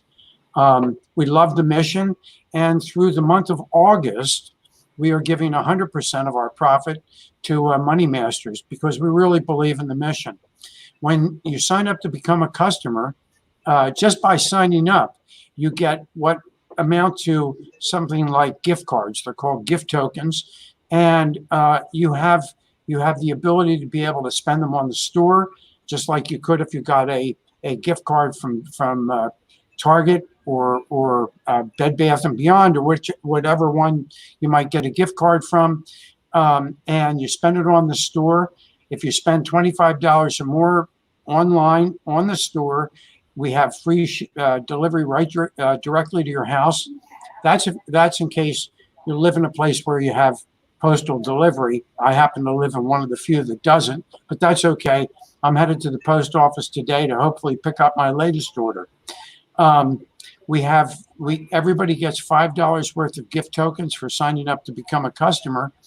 And through the end of August, or through the end of July rather, anybody who signs up to become a customer with the store will get an additional $5 worth of gift tokens. So please get on and support the mission of Money Masters PBS. And think of it this way. It's a win-win-win-win-win. Probably a lot more wins than I can think of, and I'm smart enough to think of.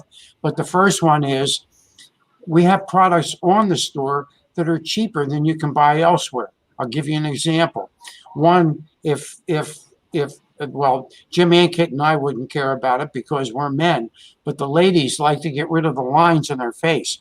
So we have a product that sells for $4.99. The equivalent product, same size, on Amazon sells for $67, and you have to pay shipping for it. So we have a lot of products that are a lot cheaper than you can buy elsewhere.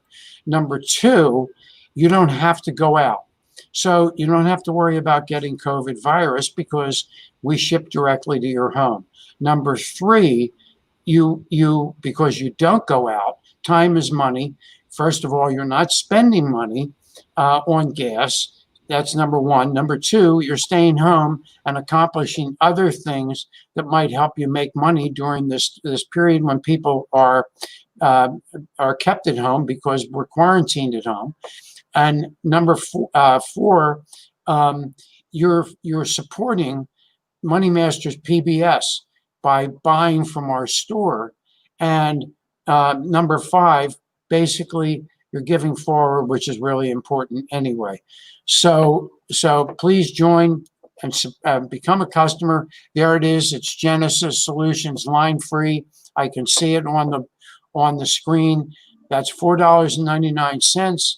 And this is the product that Amazon sells for $65. We have lots of other great products. One of which is, and you saw Jim, he was in pain before when he was talking to the two doctors about not being able to eat chocolate. So every once in a while, you'll see Jim put one on his head because he has pain. Jim, as you probably know, is a master chess player, but when he has to play Sasha, I understand there's a lot of pain, so he puts one on his head. And of course, if any of you out there are chess players, you need to keep them on your arms because moving those chess pieces can be very stressful and strenuous on your arms, and we don't want you to get tendinitis. And we have we have about 6 different CBD supplement products, including the Extreme Patch with lidocaine. So we suggest you look at it. And hopefully today, I'll be picking up my Minion napkins, which Kimberly loves. See, Jim has his. And we have Minion napkins for those of you who like Minion napkins. Oh, and because I really, I'm very concerned about computer viruses, I apologize to all of you. I should have had my mask on today. I can see Jim is looking for. I can't find mine. He's I'm lost sorry. his. Yeah. But It's here someplace. these are medical masks, okay? And basically, they're 95% effective for, there he goes. Jim has his box of face masks. They're medical masks. Look at that. We have things like Kleenex. We have products from Johnson & Johnson, Fisher Price. I mean, they're most of them are name brand products. 60% of our products are produced here in the United States. So really all you have to do to become a customer and to get your extra gift tokens is to go on the IBM TV website, click on the big round button. We made it big and round just in case you happen to be colorblind like my father was. I think over 12% of all males are colorblind. So he wouldn't have to worry about the fact that it's green. He could just click on the round button and sign up to become a customer. And as long as you do that by the end of July, we are going to be giving you an additional 50 gift tokens, which is the equivalent of an additional $5. Now, however, in addition to that, if you are responsible for bringing another customer on board between now and the end of August, we are going to give you an additional $5 worth of gift tokens. So think about that. You could end up by becoming a customer, referring another customer, getting basically 150 gift tokens, which is $15 that you can spend on the store. And of course, every time you spend, you get additional gift tokens. Now, when you also buy from us 3 times, no matter when it is, at the end of 3 purchases, you're going to get another $5 worth of gift tokens. So we encourage you all to basically sign up to become a customer, start shopping at family.dollarstore.com. Just go to IBM TV, click on the big green button.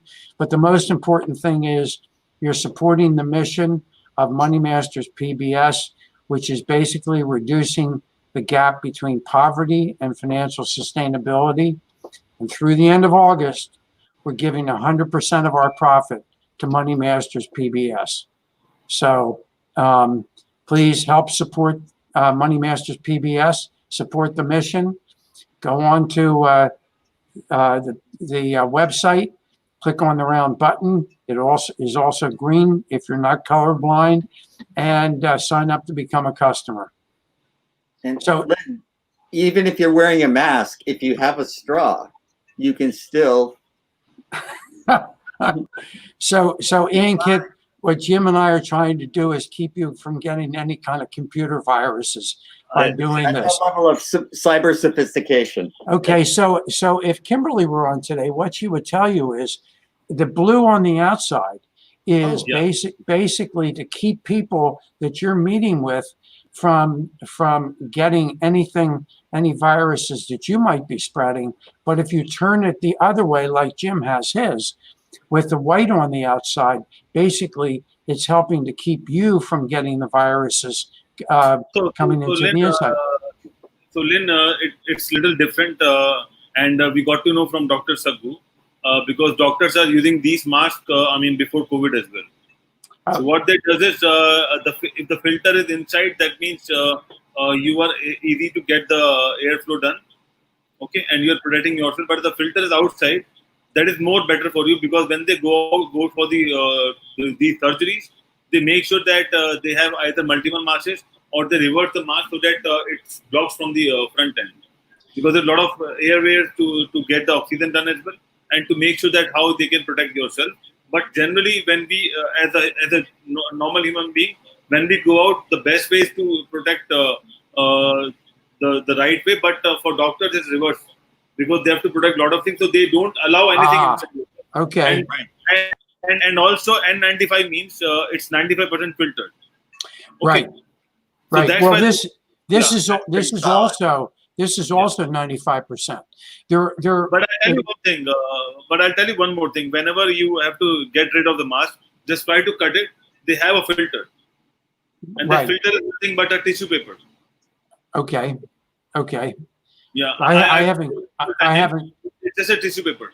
I haven't cut one, so I don't. So I don't know that, but I know it's 3 layers. Okay, and that's important. I saw a study, and I think actually maybe Kimberly pulled it up one day, but I've seen somebody else present it. There are a bunch of different masks, and people are doing all these designer masks and stuff like that. Jim needs a designer mask that matches his shirt that he's wearing. Well, you need one to match that shirt. That's what you That's need. hard to do. Okay. And you won't believe, Lynn and Jim, that in India we have a lot of designer masks. We have silk masks, we have cotton masks, we have a lot of designer masks with designs and all those stuff. And also a lot of companies, they have a mask where they put their logo. So the logo is there in the mask. And then also some companies have one side logo and another side is the name of the person because they don't want you to pull out the mask. Yeah. Mask is always there. So you have your name or ID number, whatever it is, and your logo is there so people can recognize you. And in fact, whenever you're in hospital, you have to wear a PPE kit and the mask and the shield and all those things. So now you don't know. Are you a doctor or are you a technician or are you a nurse and all those stuff? Good point. So they are putting the name tag on the mask or on the chest or on the back as well. But here's the problem. If it's, and I happen to have a towel here. Yeah, that's because when I put my tea into the microwave, the mug gets really hot. So I needed to use this. But if you use a fabric face mask, okay, they are effectively, you can put your name on them, your logo, whatever you want. You can look like Darth Vader. You can have a black one, but the fact of the matter is they're less than 10% effective because the moisture molecules that come out of your mouth go right through the fabric. Okay. And so you really need to have an N95 or a surgical or a medical face mask like this, because those are over 90% effective. Yeah. Look. Okay. This is a doctor. And this is, whose doctor is this? This is Dr. Ahuja. Oh, is that right? Yeah, but that's a little much for me. And they can't see my shirt. I thought it looked a little like Ankit when I first looked Oh. at it. But Ankit, I have looked into these face masks that are designer face masks, and I've even seen chess face masks. But I got mine on the dollar store because they're so less expensive. I It can't is. tell you the price difference on the logos and all the designers. It's you can't get too many of them. I can get a whole bunch of them on the dollar store. You can get 50 of them in a box yeah. for $25. And I think And that's free shipping, Jim. that's free And because you get your $5 worth of gift tokens right away, right it's away. only going to cost you $20. So you just got 50 for $20. I couldn't even get myself to get a chest face mask because it's just too expensive. It doesn't make sense to me. And listening to Sasha's show, I've learned that the most important thing is preservation of capital. And so I do not want to spend my money foolishly. What are points number 2 and 3? I remember point number 1 is preservation of capital, but I can't remember points 2 and 3. Well, point 2 is refer back to point 1, Oh, preservation of capital, and okay. is also preservation of capital. So don't throw your money away foolishly. And also, I'll tell you the 4th point should be make sure that you count your capital and do the maths again and again so that you don't lose the money. So I heard an interesting thing today. I actually heard it yesterday. But of course, when you get to my age, you can't remember when you hear anything. But there is a shortage of coinage right now because people aren't going out. They're not spending money. The businesses aren't receiving the coins. They aren't taking them to the bank. So the banks they have a shortage of coinage. It never occurred to me that was one of the side effects. There is one more story going on. There is one more story going on that federal government is collecting the coins to make some bullets. To make the Don't say that. no. Oh, Oh no! Oh, I have real pain. oh. But Ankit, how many people have I signed up so far? I think you have signed up 2 people. 3 so 3. far. Yeah. I was close. Yeah, but I think I have more, but there some of them are telling me that they signed up, and others are just playing it coy. So I think I might have more people because that also gives me tokens, does it not, Len? Yes. Well, yes, it does because you sign people up. So Yeah. there you go. Okay. And so then I could give those tokens to somebody from Jamaica or India, say, who can't get the shipping directly to them. And so if they sign up just to be a member, I can transfer my tokens to them. And so if they have family that are in the United States that we can ship to, bingo, we got them. Absolutely. So That's a good idea. But also, as we discussed yesterday, that we should do something for the prisoners as well. So maybe if we have a wish list where we give our tokens or whatever extra we have to the prison campaign, and then from that money, prisoners or people will get masked. That would be wonderful. I think so. That's a great idea. Yeah, that is a great Lobby idea. for that. So maybe what we ought to do, Ankit, one day is to have a little demonstration about what happens with people signing up. I just did that presentation this morning. I looked for the proverbial guinea pig. The lady gave me her name and we put her in. I sent her some extra gift tokens, and she's going to become a customer. It's going to be contributing to Money Masters because anybody that signs up for the store, regardless of whether I sign them up or Jim signs them up or you sign them up, as long as they sign up, they're going to be contributing to Money Masters PBS, and that's the important thing. But here's the thing: so I sent Ankit some gift tokens to give out to people. Okay, Ankit happens to have a sister who lives in King of Prussia. Okay, yeah. King of Prussia, but people don't know I'm from Pennsylvania. King of Prussia is in Pennsylvania. It's actually got one of the largest malls in the world. And Ankit's been there. I've been to the one in Pleasanton, California, which is not far from you, Jim. I've been to And- Fremont as well. I've been to Fremont and Menlo Park and all those places as well. Okay. What are the Stanford shopping mall? So Jim was not there when I was there in California. I was looking for Jim, but he was not available. Well, I Okay. was there, but you just didn't know me. You just didn't know him.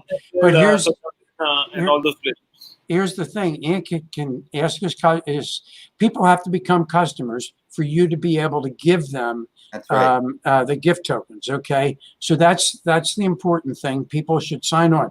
They immediately get $5 worth of gift tokens, and then because you got them on, you get another $5 worth of gift tokens. But because Ankit's in India, and we can't ship to India, well, we could, but you know, if somebody bought $25, it would probably cost us $100 to ship it.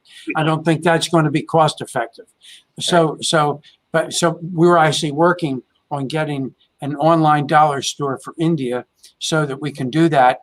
And I was asked by somebody if we can do that for England, and yes, we can at some point in time. So anyway, but the point is that Ankit can contact his sister, send her the link, have her sign up to become a customer. Okay, she'll get $5 in gift tokens, like a $5 gift card, before she even shops, and then Ankit can send her another $5 worth of gift tokens. Okay, because he's doing it right on the internet, or he could send me an email and say, Lynn, would you drive to King of Prussia and give my sister $5 worth of gift tokens? I'm kidding, of course. But the point is, it's not that far. It's only 20 miles. So, Yeah. and I think my wife's favorite store happens to be there. So, You know the way. Yeah. not only do I know the way, so anyway, Lynn, there's one other thing I want to bring out here is because someone like myself gets gift cards frequently. It's at Target or some other store. sure, right. And I invariably lose them. Now, how can I lose the gift tokens that you give me? You can't unless you're nasty to me, and then I'll yeah, I'll that's take them one way. away from. Stay on Glenn's good side. Lesson number 4. No, so no, you'll never lose them. You'll never Right. lose them. They're always there, and so you're right, because we do lose gift cards. I had a gift card that I stopped using a wallet a long time ago because I have a disc problem in my back, and so you put a wallet and you sit a little crooked and it hurt ultimately. So then after I stopped wearing a sport coat or a suit, I stopped wearing the wallet that you put in your coat pocket, and I just keep everything in my pocket. So when I pull everything out like this, I've got my cards in here and my money. And one day I'm going through here. Here's a gift card. Look at that. And I didn't know I was carrying around a gift card for probably the better part of a year or longer. Yeah. Yeah. So when I go to shop I on didn't see any Benjamins there. yeah, well, no, I there just were saw Washingtons. no, there was no. There is a Hamilton. He's there. Okay. Or no, Yeah. that's Jackson. That's Jackson. So That's anyway, a good one. yeah. So Yeah. anyway, but the thing is, and when I got to go because I've got somebody who's, I don't mean now leave, but I do have to stop by an ATM because I was having my shoes repaired, and the guy's his card machine broke, so he's only taking cash.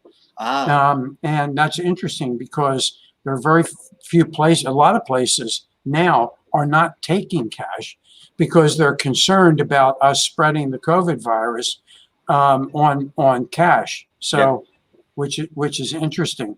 So that's another thing. On the dollar store, you do it all online. You don't have to touch anything except your own computer. If you're concerned about being on your own computer, put your mask on and And They look, told him his computer had a virus, and he put his mask on. yeah. So from now on, since Ankit told me I should be wearing it backwards, I'll wear it back. You shouldn't use it with the same mask. You should have two different masks, which is another reason why you buy a box of 50. Yeah. So anyway, so yeah, but I am going to have to go shortly, but I'll stay on for a little bit. And what else is going on oh, go ahead, Jim. I hit the magic 3. I'm a 3-time customer now. And so because I live close to Irvine, where you ship from, I'm expecting it in a few days, a couple days, 3 days. And, so that makes me a special customer of some kind, doesn't it? Oh, well, did you read the small print? Oh, no. But I see on your good side. I haven't worn my Yankee cap all week. It's the Jim Ead exception. Yeah, okay. I got a lot in the industry. Yes. Yeah. No. So you'll get your additional $5 in gift tokens. We'll send them out. And anyway, but let's get everybody to support. Even if you're in South Africa, you have to know. Everybody knows somebody in the United States, right? And Lynn, if someone doesn't know anyone in the United States, everyone knows Trump. So that is also a good thing. Yeah, say that again. If they don't what? If people don't know anyone in United States, everyone knows Trump, Donald Trump. Okay. Yes. Okay. Good. Yeah. So, by the way, or Joe Biden. Yeah. Yes. There you go. Yeah, but I don't think Trump or Biden. Is he still running for elections? Who? Biden? Oh, West. West. I'm sorry. Say that one more time, Ankit. Kanye West, Kim Kardashian's husband. Oh yeah. He's still running, and he's gotten the support of Elon Musk. Yeah, Elon Musk. Yeah. Yeah. What about Zuckerberg and Steve Jobs? Steve Jobs? Oh, sorry, the other guy, Steve. What's the name of the? I forgot the name of that guy. Apple CEO. Yeah, Apple CEO Tim Cook. Yeah. Okay. I don't know. He hasn't confided in me, even though I buy all his products. I just don't understand that. Oh no, you're not an Apple. You want an invitation from Apple? Uh, So Jim, you want an invitation from Apple? Do I want anything from Apple? No. I said, do you want Apple to invite you? Is that what you want? I would not say no to that. Because if you are a part of tech community like me, we get a lot of invitations. Well, I'm a Samsung guy. Oh, Okay. Yeah. there's no reason to be ashamed of that.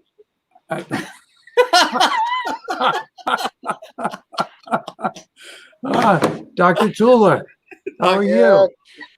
How are you, Jim? Good to see you. Good to see you, Len. Nice to see you. It's always a pleasure. It's all good. It is always a pleasure. Yeah. So Dr. Dr. Tula, before we start, we would like to know: are you an Apple fan or a Samsung fan? I was just going to ask him the same question. So I have my limitation with technology, right? Okay. So the problem is that I don't understand the Apple's operating systems. Okay. Good So for you. I tried to take the Apple, but I guess Apple is good for eating for me only. Well, the funny thing is about the history of it was MS-DOS was the operating system that first made personal computers possible. And most people could not believe it. It could not handle it or understand it. So Apple came out with this icon-based system. So all you had to do was press an icon. And so everybody fell in love with Apple. And then Microsoft came out with Windows as their answer. So they had their icons too. But the Apple was for the computers for dummies people, for the technologically challenged. Apple was the answer.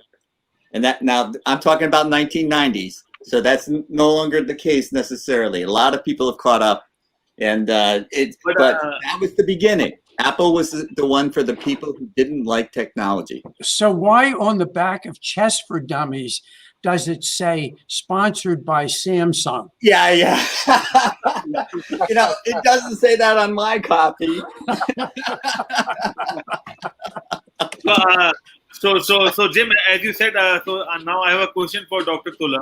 That after the smartphones, everyone is talking about cameras, and every new phone is coming up with new cameras and all, and people take selfies, and then they realize that they need to go to plastic surgeon. So sir, do you see a wide range of patients coming just to see they're not looking good on selfies? So see, it has become a challenge now. See, previously what used to happen was that, I'm talking about when we started our careers. It's around somewhere around 17, 18 years, 20 years back. Things were very different, right? Yeah. So people used to walk into us. They had their, see, everyone who comes to a plastic surgeon for a cosmetic issue, there has to be something in their mind also, right? So they used to come to us. We used to understand what they were trying to do, and we used to offer them realistic options. So over the period of time, we had, people coming in. Now the newest generation, which is the generation X or the millennials, whatever you call them, right? See, the cameras have changed everything. So ultimately, previously you had good cameras. Now you have good apps. So they do their own permutation and combination, right?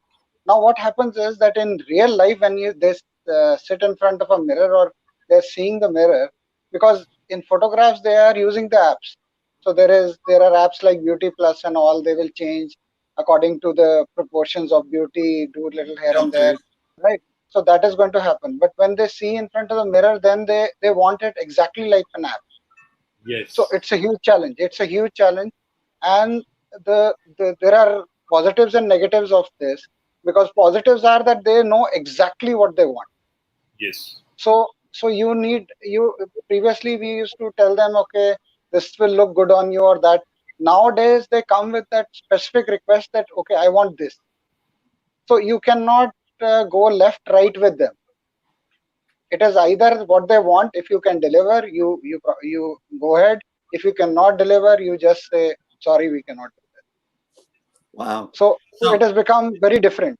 Previously, you used to spend a lot of time with the patients, explain them what is to be done, how it's to be done.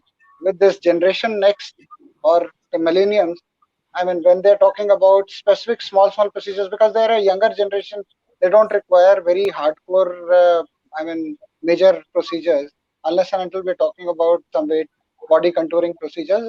Otherwise, for face and all, they require small procedures. But they are very, very categoric that we want this. So they will come, they will have done their due diligence. They do a lot of homework, they do a lot of research before they come to us. And so it makes our work little easier also, but on the other hand, technically challenging also. Because then we are basically, we are running after the application. So we are trying to deliver exactly in 3-dimensional what an app will do for them in 2-dimensional, which is a challenge in itself. It's not easy. Yeah. What we don't want to do is we don't want to put Anket's picture up on the internet, because then you're going to have about 100 people come to you and say, that's what I want to look like. Just like Anket. You make me look like Anket. Well, what if somebody comes to you, Dr. Tula, and says, I have a face made for radio, and I want to have a face made for IBM TV. What can you do for me? So then it just depends upon whether that is a male or a female, because then we'll have to go according to what. So for a male, just for hypothetical. So the conventional beauty for male, or would we say, if I would use the word, that handsome hunks for male, is a broad jawline, right? A prominent chin, right? So, Okay. so that is the typical American sense of beauty also, to be precise, right? You had a lot of heroes back down in the 70s and 80s who had that typical prominent chin, right? A good sturdy jawline, right? It has changed. It has changed. Nowadays, men look more, I should not use that word, but there has been a little bit of feminizing of the men, which has also started, Uh-oh. right? Yes. There is a little bit difference at the moment, but if you look at the 70s and 80s stars, I mean, they had those Arnold typical Schwarzenegger, sturdy, right? Rocky So Balboa. people like, yeah. Yeah. So even if you look at the previous generations ones like John Travolta and all, they had the typical, I mean, good jawline, right? George Harrison, they all had typical good jawlines, right? So Right. now the men are also, when they walk up to us, we need to understand what they exactly want, and depending upon their desires, we have to go along with it. Because see, I cannot have my set of ideas I've been superimposed on any other, because we need to understand that the dynamics of beauty keep on changing. So generation to generation, the dynamics will keep on changing. My only and only humble submission to always people is that respect your ethnicity, right? Yes. So in Mhm. certain ethnic populations, certain things are regarded as paramount importance for them in beauty and as well as preserving their heritage. So we Right. always say that we should always do that. So So you should whenever wear we an are going, Irish hat if you're yeah. Irish. So we always tell that, okay, you should always try not to change your ethnic appearance. In your ethnic appearance only, we should try to make you more beautiful, So would you right? say I So, should shave my beard or not? no, you look excellent, Jim. Thank You are a rock star. You're a rock star. There is no doubt about But it. Jim, Right? if you want some other And solution, I have a and small video to I play. would like even one word for Lim. See, if you see Lin also, he looks intellectually stimulating. He Yes. looks a very, very, I mean, well-read kind of a person. The appearance he gives is that he is. I mean, I'm just giving you a He's got a compliment on trustworthy that. face too. You trust Yeah. him. Just look at him Yeah. and you just go, yeah, that's a So, smart guy. I'll wait, believe so- him. Can we? So Can you? I just wanted to Wait play a that minute. video and we can Wait a minute. continue to, because this is one of the trending videos during COVID, and you know how you can change your looks just by wearing a mask. Oh, Just there let you it- go. But I want Dr. Tula to rerun that one so I can record it, so that I Yeah. so that I can go. It's on YouTube. You can find yes, it. Clint. yes. Anyway, oh, Okay, here we go. oh goodness. I ain't tryna. Yeah, ain't tryna be Oh, cool geez. like Work for me. around in your high heel shoes. I'm clumsy. Make friends with the floor. 2 for 1, you know a bitch fight for. And 2 like me, you know I always rock. First thing a girl did was rock on the whole damn cake and the cherry on top. Shook up the bottom of the good girl. You ain't even here to party. In the club, try to make Oh, better.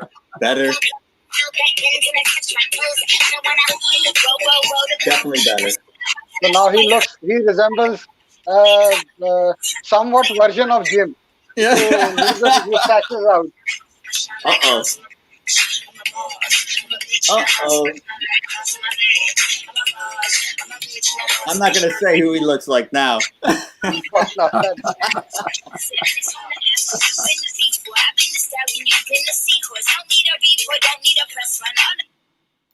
Okay. That's interesting. So here's asking a serious question.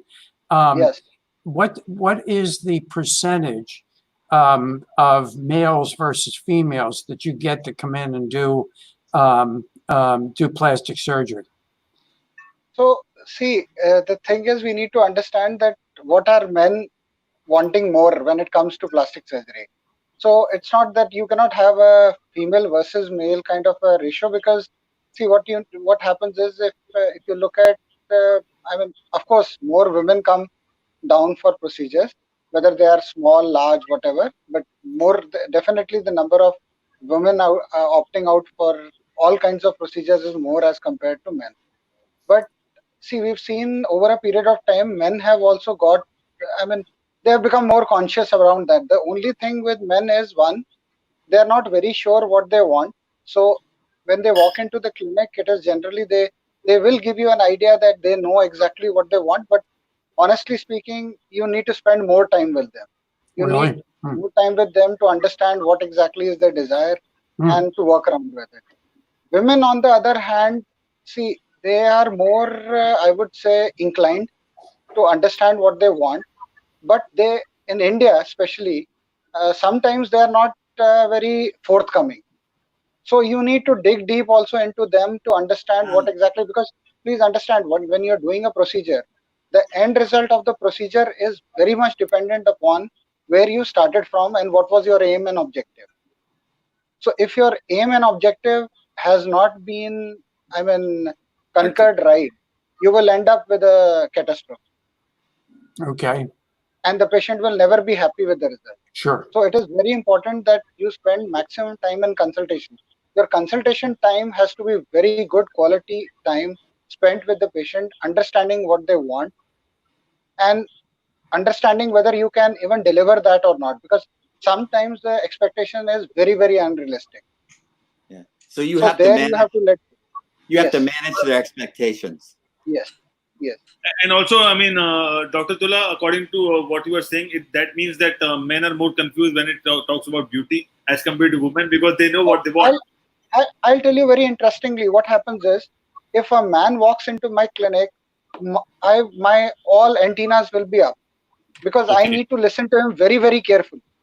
Very carefully means I'll try to make him first understand from him what they want, right? See, it's a inherent trait. Men are more prone to gamble, right? Okay. So Okay. for example, someone walks in and they have lines on their foreheads or anything, and if I tell them that, okay, we have this Botox where we can use and do it, so they will try to say, okay, they will not ask too much, right? So they will say, okay, I'll look good, this, that, or what is the change going to be, that is the maximum, and then they will flip and take a gamble on it, right?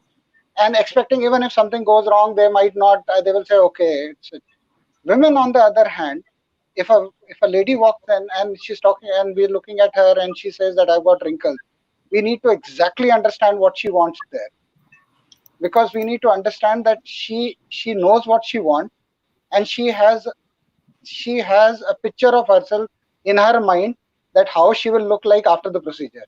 Now Right. we need to visualize that for ourselves, Right. because if we don't visualize that, 9 out of 10 times the chances are that she will not be happy after the procedure. Right. So But it's a very delicate take there. With women know what they want. It's sometimes they're not very forthcoming, right? Men, they act as if they know everything. Unfortunately, I believe they know nothing, right? So that's why I'm sorry, I should not be saying this on TV. But no, what I sure you understand should. out of Everyone's- so Absolutely. that is why I always believe. Dr. Tula, there is one more thing. We all are married and we understand that how men and women, differ in a lot of things, and how we have to accept a lot of things, basically. So there is another catch to it. Another catch to it is, women generally are very value for money person. Okay. So they don't want to see. They are very careful when they are spending money. They want every ounce of that money to be utilized. Right. Men, on the other hand, they have a habit of, sometimes taking that spin or the gamble that, okay, it may come off, it may not come, right? So this is the inherent difference. That is why women will cross-check, double-check, triple-check, 4 times check. Men, on the other hand, are, so even in cosmetic industry, if you see, so it is very easy to sell to men as compared to female. It's not easy to sell to female. For a simple, makeup kit also, they will try 10 times here, 10 times there, and would want to confirm, double confirm, and recheck before they buy, right? Yes. And this must be happening to you also, Ankit. You must be also going shopping with your wife in the earlier times. Yes. I'm not talking about the Corona time. And No. I'm sure you must be realizing how difficult, it is, because see, they have this thing in their mind that exactly what they want. But Dr. Tula, if And- I came to you and I said, "Can you make me look like Ankit?" Would you say that my expectations were unrealistic, or would you just say, Jim, "I can make you"? So Jim, the basic structure difference is that, see, you look at his face and your face, right? Now, so the biggest difference is that if you look at your face, you have got a very slender face, right? So he has got a little bit of plumpier face, right? Mhm. And of course, there is going to be a body weight difference also. So you are very, very, I mean, relatively very thin as compared to Ankit. I'm not saying that he's obese, but No. he is the way it should be. You Yeah. you seem to have lost a lot of weight, and you seem to be, I presume, underweight, if I'm not wrong. But So now I to just fill want your to make seat, one point, Dr. Tula. yeah. I think I'm not sure, but I believe that Jim have that what do you call beer belly? Is it that? No, he doesn't. So he looks very All the fit. weight that should be in my face Yeah. is in my gut. So he looks very fit. It's just that, I mean, with aging you do lose a. So what the best thing to, I would say that you should not be looking at Ankit. You should be looking at, I mean, first Lynn. I don't think you require too much of an improvement, because I would compliment you that you look good, right? You look excellent for your age. I mean, I'm sure. And But I heard I mean, yeah. I heard And you say thin. yeah, so when it comes down to this, it is very important that we understand what we want, right? So in your case, the maximum thing which we can do is maybe just lift the face a little bit. I don't want to plump up your face too much, because it may not look very good on your face, Oh, because yeah. you've got a personality. We don't want to change the personality per se on the face. So we want you to be your more natural self rather than someone artificial. Agreed. So that is very important when we're looking at it. I think that's absolutely very wise. So here's another Wonderful. question. I've been short all my life. Can you make me taller? so I would tell you an interesting thing, Lynn. There is Very a different. see, of course, I mean, there are surgeries which are done for limb lengthening, right? Now what happens in those surgeries are that generally what we do is we break the bones, the long bones of the leg, right? And ultimately there is a distractor, which is a device in which you have to move it by 0.25 millimeter, like that, and the bone starts elongating on its own, because bone has a tendency to elongate. But these are very cumbersome surgeries, and they should ideally not be done. And even if they're done, they should be done at a younger age, where the bone healing process is much better. When you start aging, it becomes a little difficult. Yeah. The easier buck will be to wear the cow boot, Turban. cowboy boots, Or with the or- turban. or this. Yeah. I think I just heard that I have to leave because Dr. Tula called me old. I'm just, but no, I No, he said when actually, you get old. yeah, it's Both. interesting because maybe Dr. Tula, are you familiar with diabetes insipidus? I'm sorry, I didn't get. Diabetes insipidus. Okay, so you have that. No, I don't. My son does. So Okay, so we didn't know, and we actually looked into the possibility of the procedure. I mean, he's almost 52, so so it's been a long time ago. But he's only 5'2", because he lost a year of growth when he was around between a year and 2 years. So he lost basically a whole year of growth, and it was because we didn't understand what he needed. He needed water before he ate, and you don't give a kid water before they eat. Normally, that's something you don't do. But he was of course he was basically dehydrating himself. Yeah. Okay. So we did look into the procedure, and I was being funny when I asked about making me taller, but it was interesting because I wanted to understand about the procedure, because we actually gave some thought to that when he was a child, that to help him get taller. But that's all right. He has more fun. He lives in right near Ankit and or not Ankit, I mean Kimberly and Nick. And he actually set up a website called The Short Little White Guy, and he actually calls into the radio stations, and they've gotten to know him, say, "Oh, the Short Little White Guy's on the phone today." So All right. Get Shorty. Yeah. So the good see this is what it is different in cultures, because if you were to talk about people living in maybe the Korea or somewhere, 5'2" is a very decent height there. Well, that's true. Unfortunately, in your part of the world, generally people are growing too taller. So you have 6'1", 6'2", 6'3". Yeah. So I think 5'11" will be a very average height in your part of the world. I have a friend who's 6'10", and I can't even stand on a chair and look him in the eye. Yeah, you will not be. I'm sure that. And I think is it because they follow a lot of NBAs and soccer? It's most probably, I think, a genetic trait in them that they generally are taller. That's what it is. So I mean, that is the way it is. There's a big difference between my generation and the next generation. The Absolutely. next generation is tall. Yep. So it might Yeah, so be. they're getting more taller. Yeah, and so I assume it might be their diet is better. That is a big question mark, because I presume you must be eating better than them. Well, now I am. Yeah, maybe they are taking more hormones than you.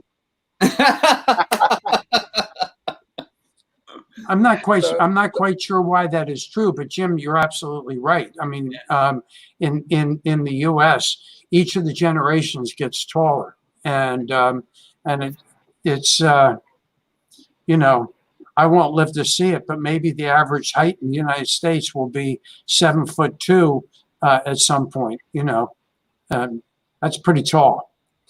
I don't know what that is in centimeters. I can look it up, but the pandemic is going to make sure that that's not true. It won't happen in anyone's lifetime. No, I know. Yep. I know. So, but it has been historically true. That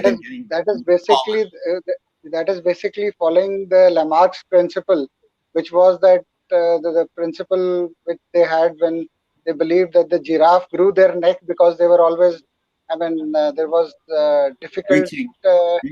There was a problem with the food at the ground level. So the animals started eating the leaves of trees, and the stretch kept on going, and they kept on. But I mean, that is something which is just a hypothesis. I mean, but I also just have like the the Darwin hypothesis that when the apes came down from the trees and they were in the tall savanna grass, they had to stand up to see. So they probably, instead of walking on all fours, had learned to walk on 2 feet. So that's the principle around it. Right. But anyway, I don't think there is any disadvantage of height. So I think the only thing, I think it's old age. When you get old, you start getting bent. Yes. So you start going down. That's the only thing. Otherwise, I don't think there's too much of a disadvantage of height. No, if you're playing in the NBA, it's definitely worth money. But to give you a little bit of sense, you see, there's been this. If you look at in India, we follow a lot of cricket, right? So generally, good batsmen have always been shorter height players. Yeah, right. Yeah, shorter back. In football also, if you see, I mean, Diego Maradona. I mean, if you look at the newer generation, Lionel Messi, Ronaldo is also not very tall. So you have all these people who are not very tall. Which so there is something around it. Which reminds me, Ankit, because are you doing a cricket show? Because I have that gentleman who's from England who. So we are doing a cricket show, but we just have to reschedule it on some other day, because when we do a show of cricket in India, it's too late, and then a lot of cricketers are not available at that time. And also because cricket that means a lot of money in our part of the world. So everyone has a media contract, and it's difficult to get people on board. So I'm just trying my best to get the international cricketers on board, but I am unlucky as of now. I had a word with a lot of people, but I mean, they are not ready to come up on IBM TV because they have their own media contracts. But the best part is that right now we have started cricket internationally, and England is playing with Caribbean. So Caribbean is known as West Indies. So they're playing cricket in England, London, and they're playing without spectators, and they're following all the best possible precautions and all those stuff. And if that series is successful, then the cricket is back in the international arena. Good. And I was on Anchorage Cricket Show, and they decided, all the cricket experts decided that my best position was umpire. I would beg to disagree there. I think you'll make a beautiful and a very quirky wicket keeper, because you know how to duck questions here and there. and a smart one too, and a willy one also. That's funny. But I wanted to be the position where I get to throw somebody out of the game.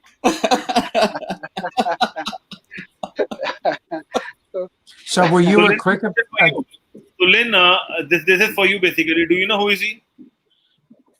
Whoa. No, I don't know any of these people. Oh, here comes my dog. He was a fantastic player, and now he's doing what? So he looks like Jason. He's Jason Gillespie. So he is an Australian fast bowler who has retired now, Right. and his nickname was Dizzy. Why they call him Dizzy, I don't know.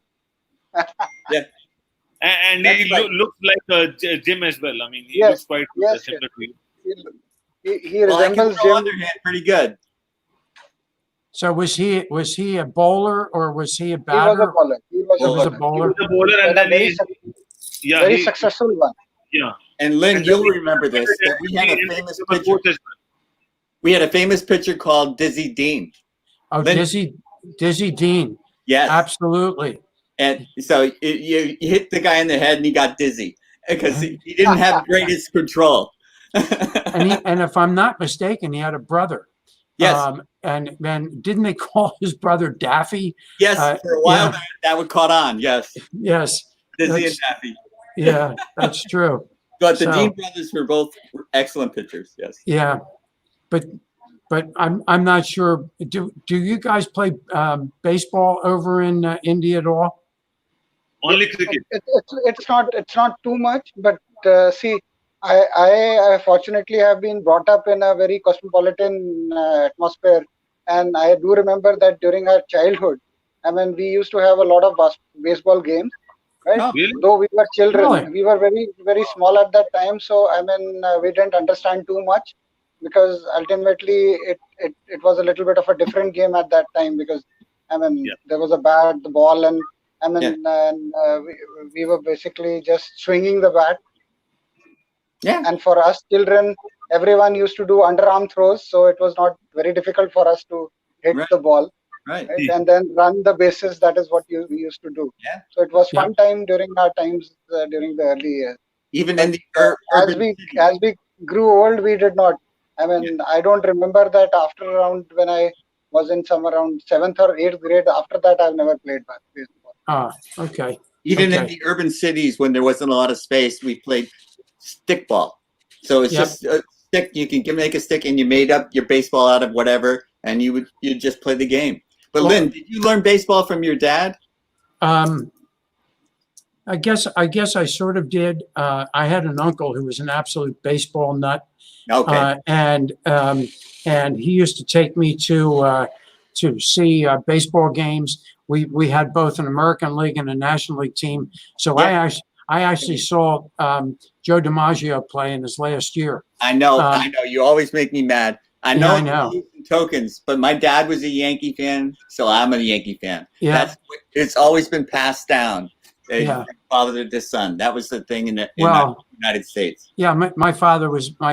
I mean, he wasn't so much a baseball player, but he used to play catch with me all the time, teach me how to try and pitch. But and I always thought it was great if I could throw a curveball, but my hands are so small that it's hard to grip the ball. So. But you talk about playing stickball. Oftentimes, what the kids would do would be use broomsticks. Yeah. And they would get a broomstick and use that. And then they had what they called half ball. So they actually had half a ball. And of course, when you try and throw a round ball, it goes pretty straight. But because of the wind and catching the wind, a half ball, you had to be pretty good. Yeah, it's like a knuckleball. Yeah. And and Ankit and Dr. Tula don't know what a knuckleball does, but a knuckleball will go all like this, and nobody throws that anymore. There used to be some absolutely fabulous pitchers who threw that. Unhittable.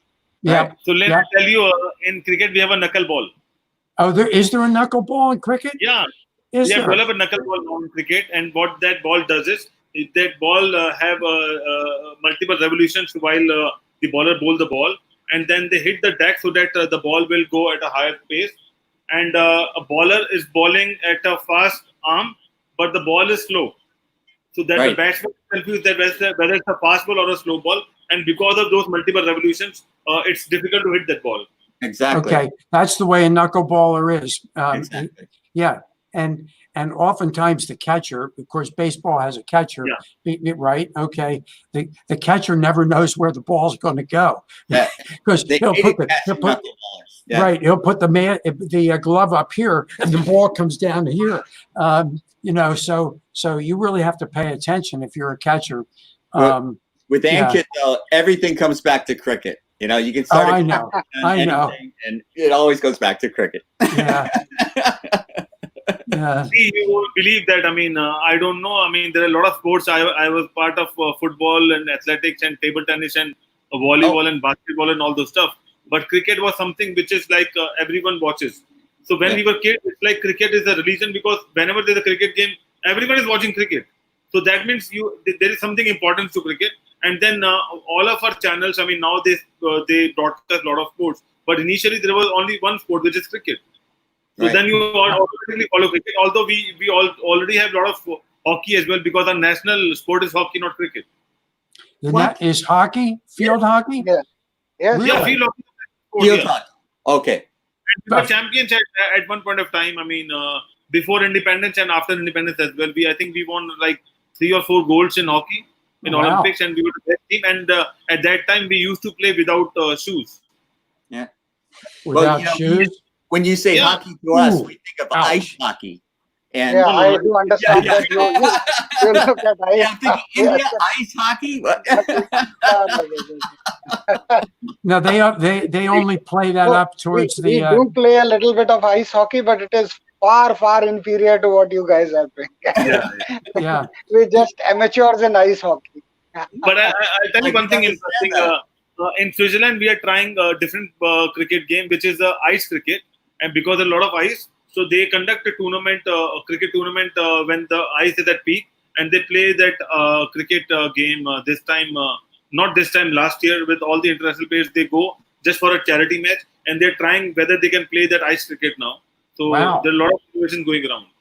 Because many of our states have long, hard winters, and there's lots of ice, lots of ponds freeze over, and so most of the sports in the winter time, so ice hockey was a big thing in New England. It was growing up, it was but you come to California and ice hockey, nobody knows about it.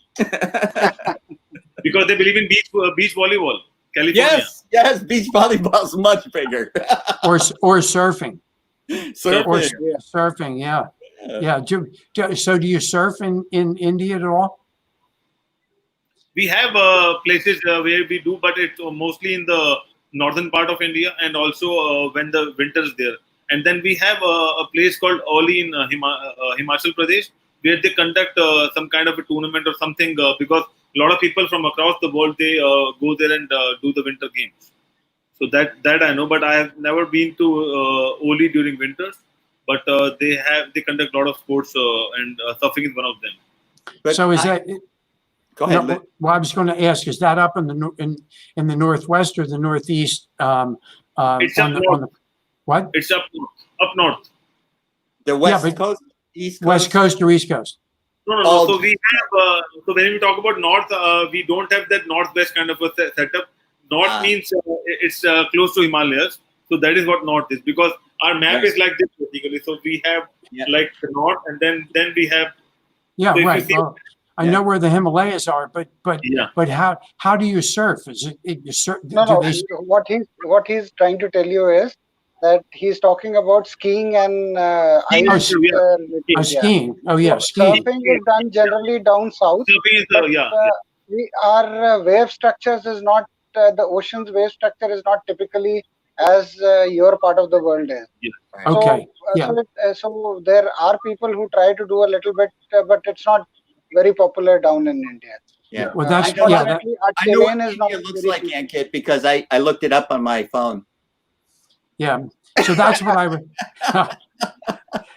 That's why I asked the question, because I didn't know whether the wave structure was good enough to surf in So in India, we don't have those kind of. See, don't we do have surfing. good waves in some parts of. There is a place called Andaman and Nicobar Islands, but unfortunately, maximum islands are restricted. So you're not allowed to go to those islands. There, the waves and the sea is much better when it Okay. comes down to these games. But unfortunately, as there is a restriction, so it is not very popular. Right. But Okay. we have an interesting. Yeah. We have an interesting sport which is known as boat. So we have a very long boat where I think around 50 people sit, and then they compete with each other, and that happens in Kerala in South India. And if you, I'll just pick up a video, and that's very interesting, basically. Okay.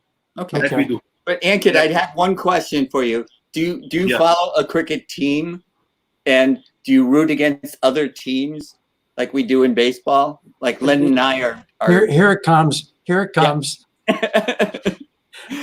Lynn is a Philly fan. I'm a Yankee fan. You know, and so there's some tension there. Is that same So we thing? have, yeah. So basically, whenever there's a cricket game going on, I mean, people watch that game.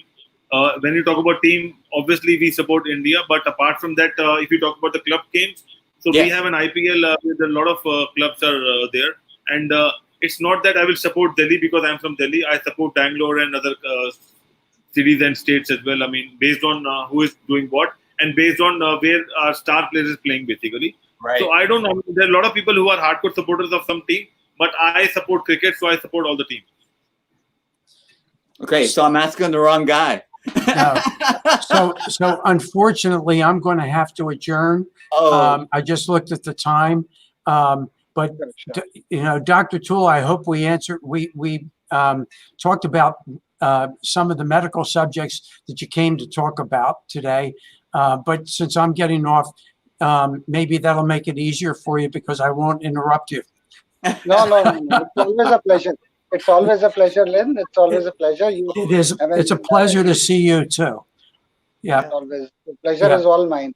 Yep. Okay. Thank you. Namaste. Thank you. Yep. Bye-bye. bye, Lynn. Bye. Dr. Tula, have you had any personal experience with the COVID? See, honestly speaking, at the place where I live, we've got around. So we live in a society. So at this moment, the COVID count of our society itself is around 16 people. So we've got 16 people infected. That's not. And so I've had the pleasure of interacting with all of them.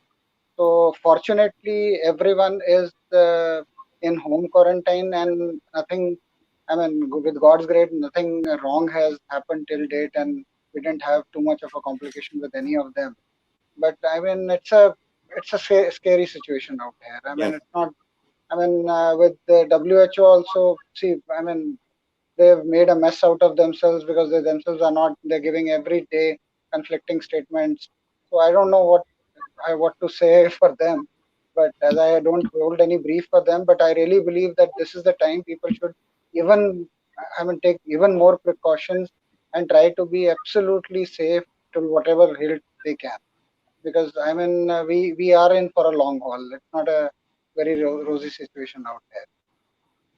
I agree. And then on top of it, I could see, I'm sure Ankit must have also seen that there is a little bit of, there are certain drugs which are life-saving drugs also.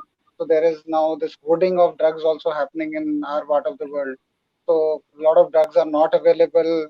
And I don't know, I mean, it's a shame people are indulging in all of that at this time. I mean, it's really, I mean, I feel very sorry and absolutely heartbroken to see that people are running from pillar to post for certain kind of medication which they are not able to. I mean, which should have not been a problem, but unfortunately, it's people who are profiteering or indulging in all kinds of corrupt practices. it's a sorry state of affairs there. I really believe that as humans, we should not do all of this. At least at this trying times, we should try and help each other out. And we have then people, black sheep in the family who are, I mean, ultimately doing all of this. And I really hope and pray that the government interferes in this and clamps down on this badly, because that is the least which we can expect from the government. Well, I'm sorry to bring up such a sad subject, but it is on all our No, it is important. It's important, Jim, because we need to understand that. See, what has happened is over a period of time, I've seen that people become complacent. Yes. Now we need to understand that this is a war. This is a very, very difficult war. Yes. And you have to be on war footing 24 hours into 7. You cannot let your guard down. The time you let your guard down, you are asking for trouble. Yes. True. Absolutely. So it is very important that the message has to percolate. That is why it is very important. You're very right that it is very important that we percolate the right message. And even if that means that you are trying to scare people, it's okay. Yeah. It's okay. Sometimes being scared is okay. And it's common sense to be a little bit scared now. Yeah, it is very important that we understand that we should be taking precautions to the hilt. We should not be just going into some uncharted territory by saying that we are brave. Exactly. And we it's a novel virus and we don't have a handle on it now. We can't tell, so we get conflicting information and people throw up their hands and say, I just might as well do whatever I want. So I'll tell you very interestingly what was happening in certain parts of our country. The governments were able to contain it for a period of time.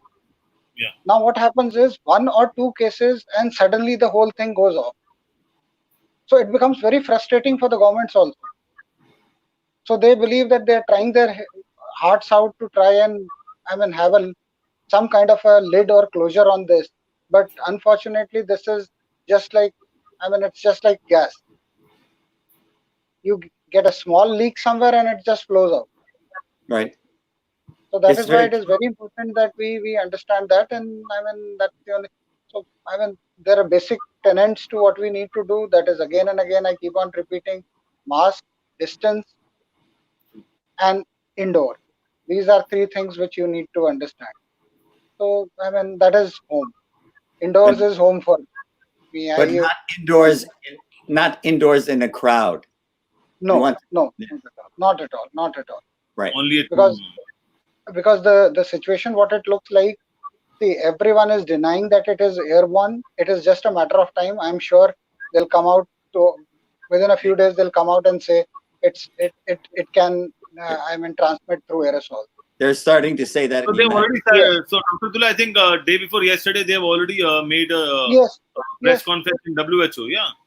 Yeah. So they will see. Ultimately, what happens is, I do understand there may be a lot of pressure due to whatever reasons. So they, but ultimately, how are you going to do it? Sometimes you have to admit. Obviously. And the best thing whenever you want to do something good, the first thing is to accept and admit that you don't know everything. Right. If you don't accept that you don't know everything, then there is a problem, because I believe then you're not never going to get it right.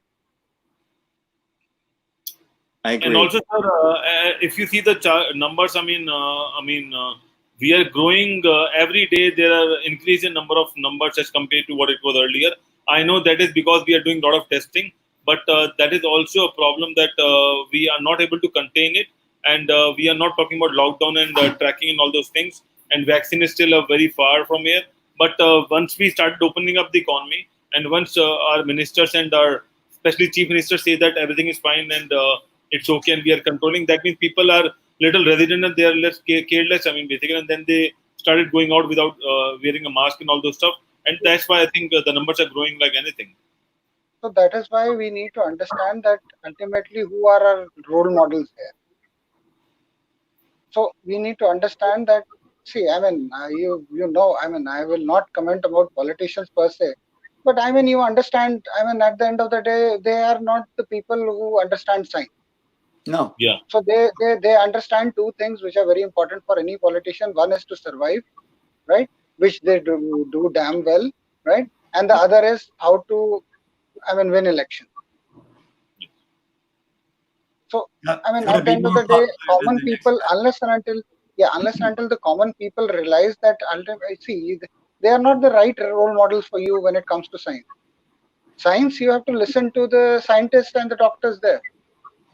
So people who don't know anything about medicine, they cannot talk. See, it's just like I am sitting in front of Jim and advising him on chess.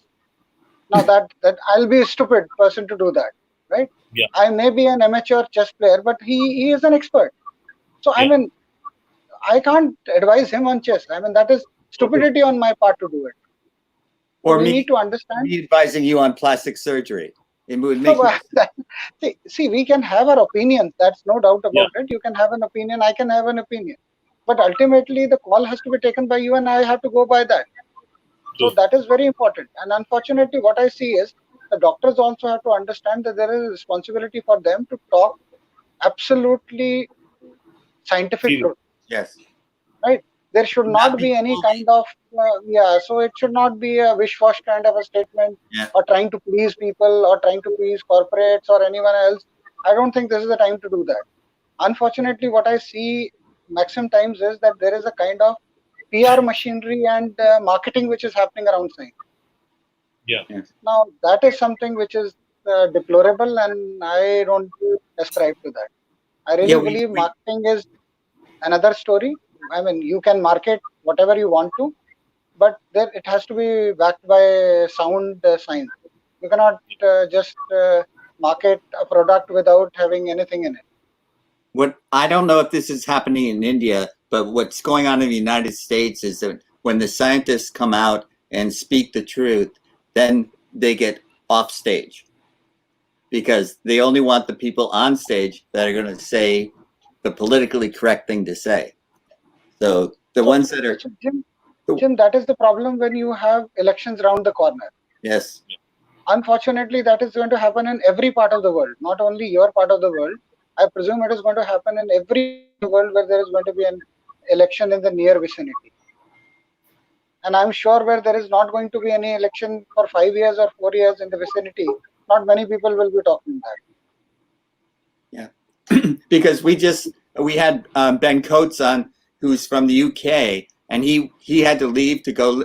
Hi, Sasha. We had to leave to go to watch his prime minister give a talk, and it was about relaxing the shelter-in-place rules, about opening up again, or opening up for the economy.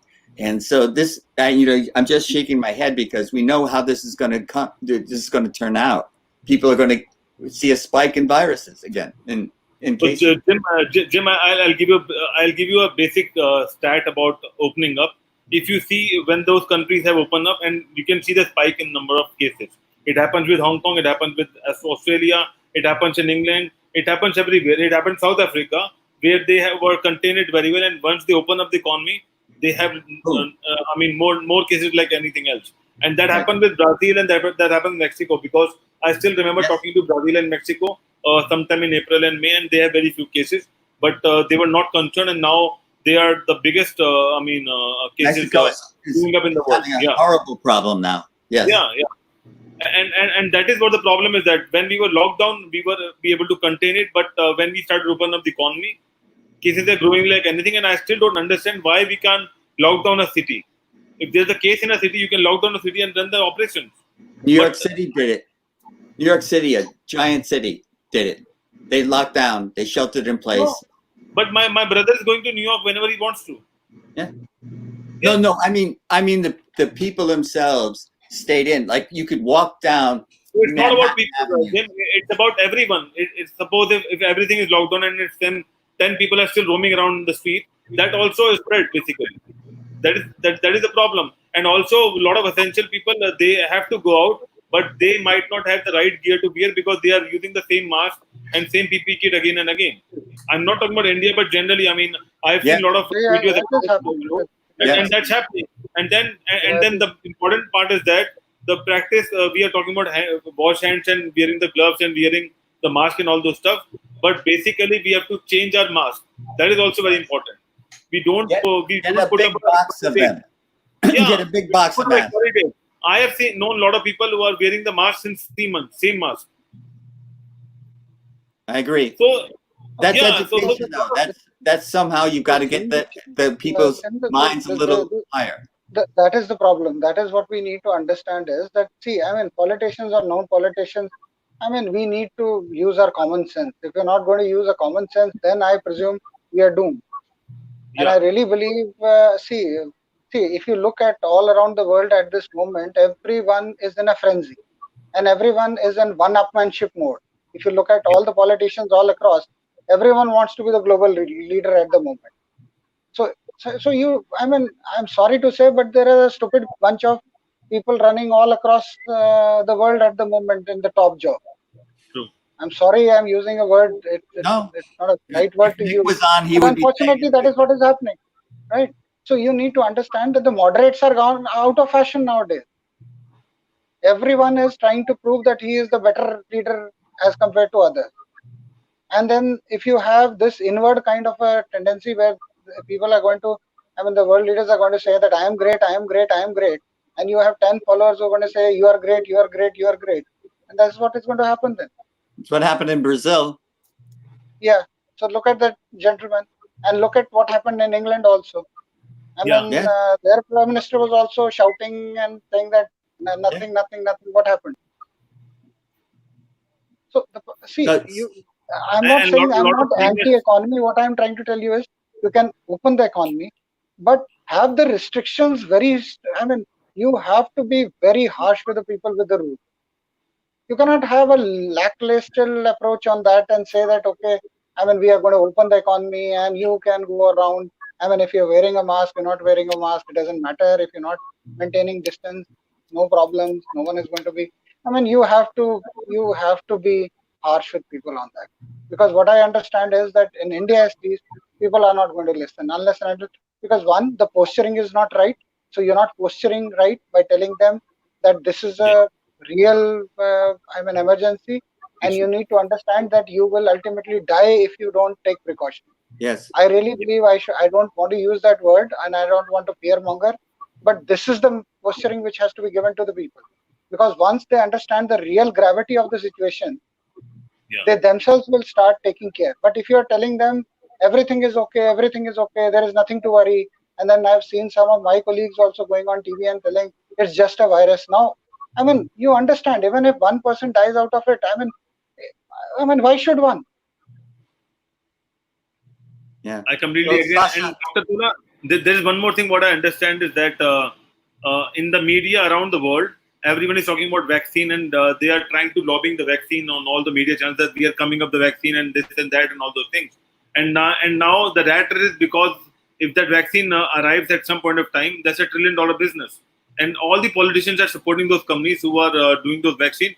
That is a good part, but there is no point of talking in media that when the vaccine is coming up, because people watch the media and people would say that, okay, vaccine are coming up, so we have to be resilient and we have to be careful and we have to be careless. I mean, because there are a lot of people around the world and they also understand, suppose if the vaccine comes on 15th of August, you still need to have that production for around the world, and we are like 7 to 8 billion people. It's not possible to get that vaccination in one day. You need to wait for your turn. And that's also a big task, basically. And I don't understand, because vaccine may be for COVID 1.0, but we have multiple symptoms. So it takes time, and I don't know why. I mean, it's a basic theory. I mean, I don't know why they're promoting vaccines on media channels and talking about when it's coming and when not it's coming. And then because of that, the stock market goes up and down. Yeah, let me ask Sasha this. Sasha, are you investing in any company that might have a vaccine? No. No. So you know I'm a contrarian, but you have your own opinions on what we should be doing here. So I'd like to hear your opinion on how is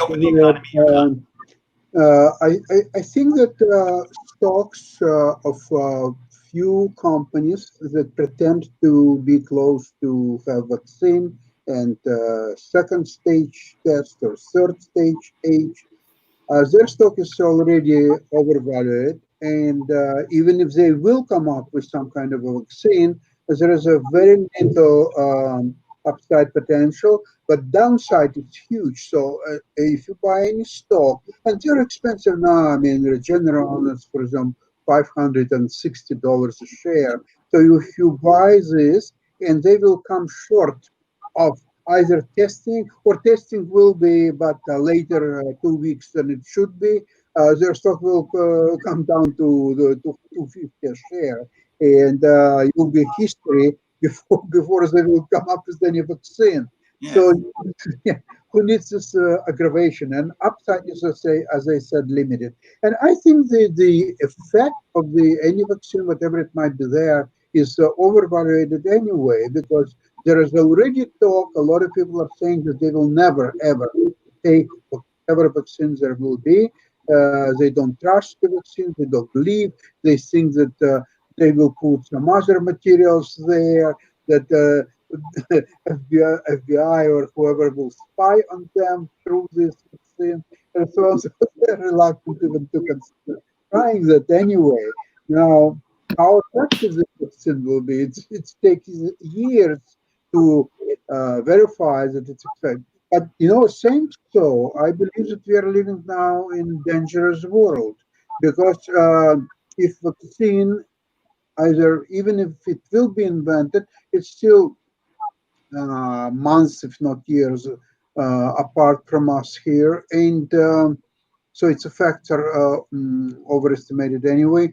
But however, if it's not vaccine, or vaccine which very few people will take, which equal to no vaccine at all, then what to do?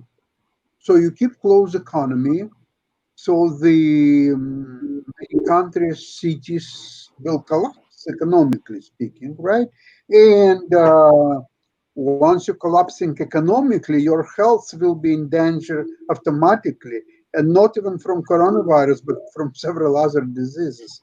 Anyway, now if you open the economies, then you're risking coronavirus, which nobody wants to have anyway. And I personally would like to avoid it at all costs, because if I have a choice uh, to have inconveniences and somehow prevent coronavirus from infecting me, I'd rather to do that than start doing my normal lifestyle and have a danger of coronavirus.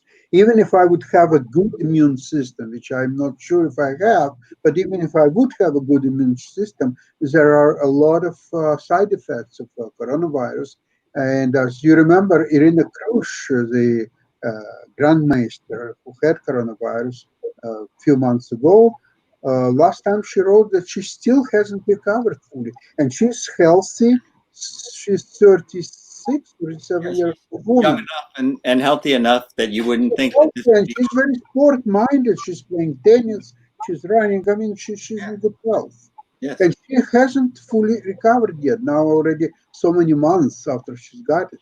She was infected early in March, right? Yeah, so it is very dangerous thing about coronavirus, that also all those thoughts about that, okay, even if you will get sick, you will get antibodies and you will never get it again. That's not to be proven either. Right. You may get infected with coronavirus, you may survive, and you still are in danger to get it second time around. Well, Dr. Tula, is Sasha showing you common sense? Yeah. See, that's what I'm trying to tell you, that people who come to your channel, I mean, and they talk great sense. I'm sure the people seeing also are reasonable people. I mean, they must be seeing, they must be understanding on their. The problem is, see, we need to understand the posturing is not right from our top leaders, and you just can't do anything about it. They will remain like this only. I don't expect them to change even a wee bit, because they have not changed over a period of time. So one hand they're telling, yes, the cases are rising, we're trying our level best, and then the other hand they're telling people that there is nothing to worry. Now, why is there not to worry? I think you should be worried, because please understand, if you are going to drive a little bit fear into people's head, they will at least take precautions. if you are not going to put that fear factor into their heads, they are not going to take precautions. This is basic human nature. You can't change it. And whether I say or you agree, disagree, whatever, at the end of the day, they're not going to listen to them. But I'm worried. Now, for and it example, sounds like Sasha's Jim, worried. for example, if you knew that, okay, you're going out, you're risking yourself around 70 to 80% risk of exposure, right? And when you're staying at home, it is a 0% exposure, right? You know the pros and cons of the disease, how the disease is, what is the expenditure which you will, recur if you get infected. I'm sorry, I'm saying that to you. I don't mean it to you, but what I mean to say is, I'm just giving you just a scenario. Now, what are you going to do? Common sense will tell you that you should stay home. Yes, I agree. And So but that message is being, let's see, it's not as loud as the louder voices that are saying yes, everything's okay, or So I believe everything is not okay, and there is no new normal. I mean, this is going to be a new normal. So you need to understand. You need to adjust according to your new normal. Now, Right. what is your new normal? The new normal is not that you just throw caution into the wind and go to the beaches, go to the pools, enjoy the malls and all that. That is not your new normal. I agree. The new normal is that you need to conserve on yourself. You need to be careful about yourself. You need to be very, very cautious of what you're doing and how you're doing. That is what it is.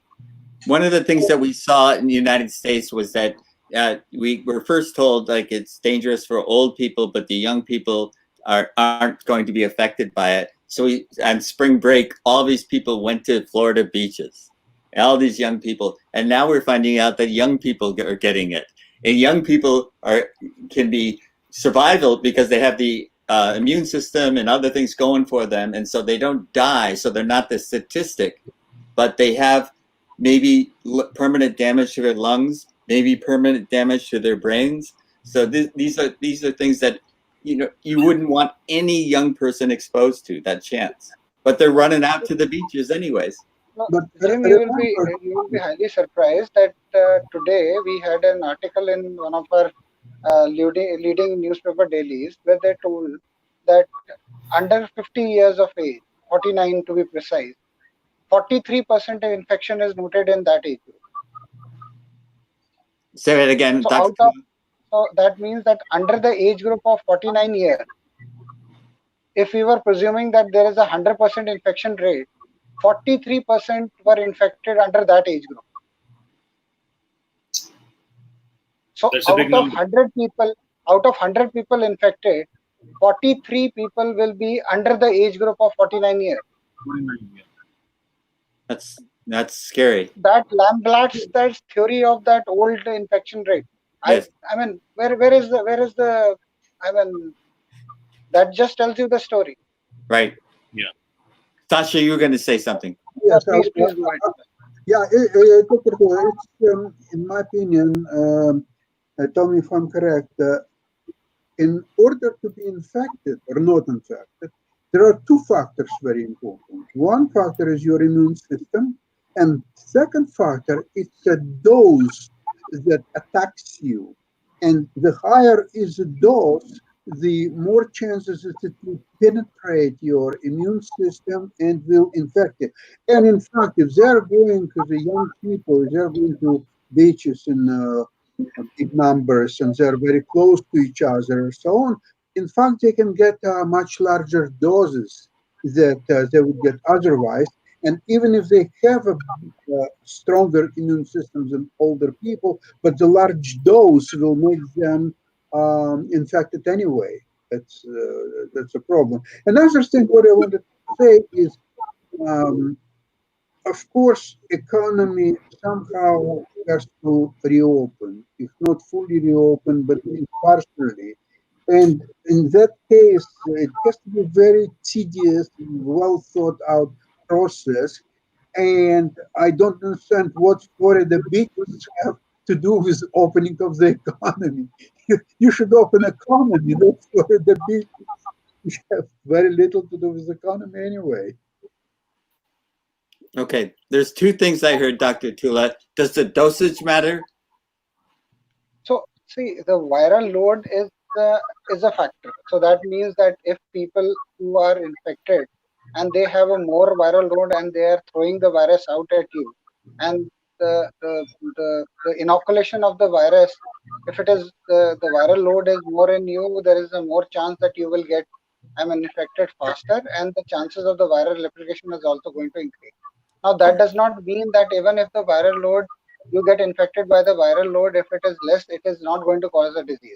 It may cause a disease. What I'm talking about disease is that symptom. I'm not talking about asymptomatic disease as disease there, right? But please do understand, people who are asymptomatic also have their organs also take a beating. It is not that everything is hunky dory with them. Right. That they will come to know after a period of time. At the moment, they will not come to know what is happening with them. So what we've seen that people who generally did not have too many symptoms, generally they feel very weak and tired for at least month to maybe 2 months after recovering, sometimes even more. Yes. So that means that the virus has taken a toll on something with them. So it's not, see, there is going to be a lot of studies on this over a period of time. It's a new virus. It is very difficult to predict at the moment which way it's going to do. That is why it is more important it is for people to understand that no one knows too much about this virus. We need to be very careful with this virus. But Yeah. what I see our readers and everyone is or their statements are exactly on the contrary. So the impression they are giving is that everything is okay, everything is okay, everything is under control. You should take precautions, but don't be afraid. Now, I don't understand who takes precaution if they are not afraid. Right. Yes. And the second thing that Sasha was bringing up is that, okay, there is some argument, and it is logical that we must open up our economy at some point in time. But what I heard you saying earlier is you have to do it under certain conditions, and they must be strict conditions, even harsh. Yes. And so I don't I'm not know saying that don't open the economy. I'm telling open the economy. There is no problem with that. But with stringent markers. Stringent markers means absolutely stringent markers. And there has to be penalties imposed, because I don't think people will understand, at least in a country like ours. I've given up virtually on that people, because see, I stay in a colony. I get up for the morning walk in the morning time. I roam around and see that people are not wearing any mask there. They're not bothered. That's so what Ben said even if they are jogging, so that is the bottom line. If they're not bothered, see, I don't understand this culture or this feel in people where they feel that they will not get infected. Right. So they feel that the other men get infected, they are not going to get infected. Unfortunately, this glass ceiling has to fall. Yes. You have to hammer it in their head that there is a problem with this. Yes. And Sasha, Canadians are generally perceived to be well behaved, but the United States is not perceived that way. And so whatever our precautions, opening up the economy here, whatever we do, however we do it, there will be the bad apples. There will be people scofflaws. They will not. So what the other thing you were telling us, Dr. Tula, is there has to be consequences. If you're going to be a scofflaw, if you're going to go around without a mask into a shopping mall, you must pay a price for doing that. And I'm not sure that our society is ready to do that. I don't know if we can open up intelligently and give everybody precautions, but I don't think that the average United States citizen will follow those rules, follow those precautions, unless there is a price to be paid. And I don't know if our society has the will to impose that price. Well, it was tried in Toronto when it's first closed, I think mid-March. Everything was closed and there was an enforcement. I know a person who was driving a car and he was stopped by police, and he said that he was driving to work, but was checked his home address and the work address, and they figured out that he's not on his way to work or somewhere else, and he was fined $1,000. Well, that gets your attention. Yeah, it gets attention, yeah, because to pay $1,000 just for that, it's quite painful. And there was also, but I don't know these people, but somebody told me that two people were walking together and there was a less than 2 meters distance between them. So they were fined $500 each.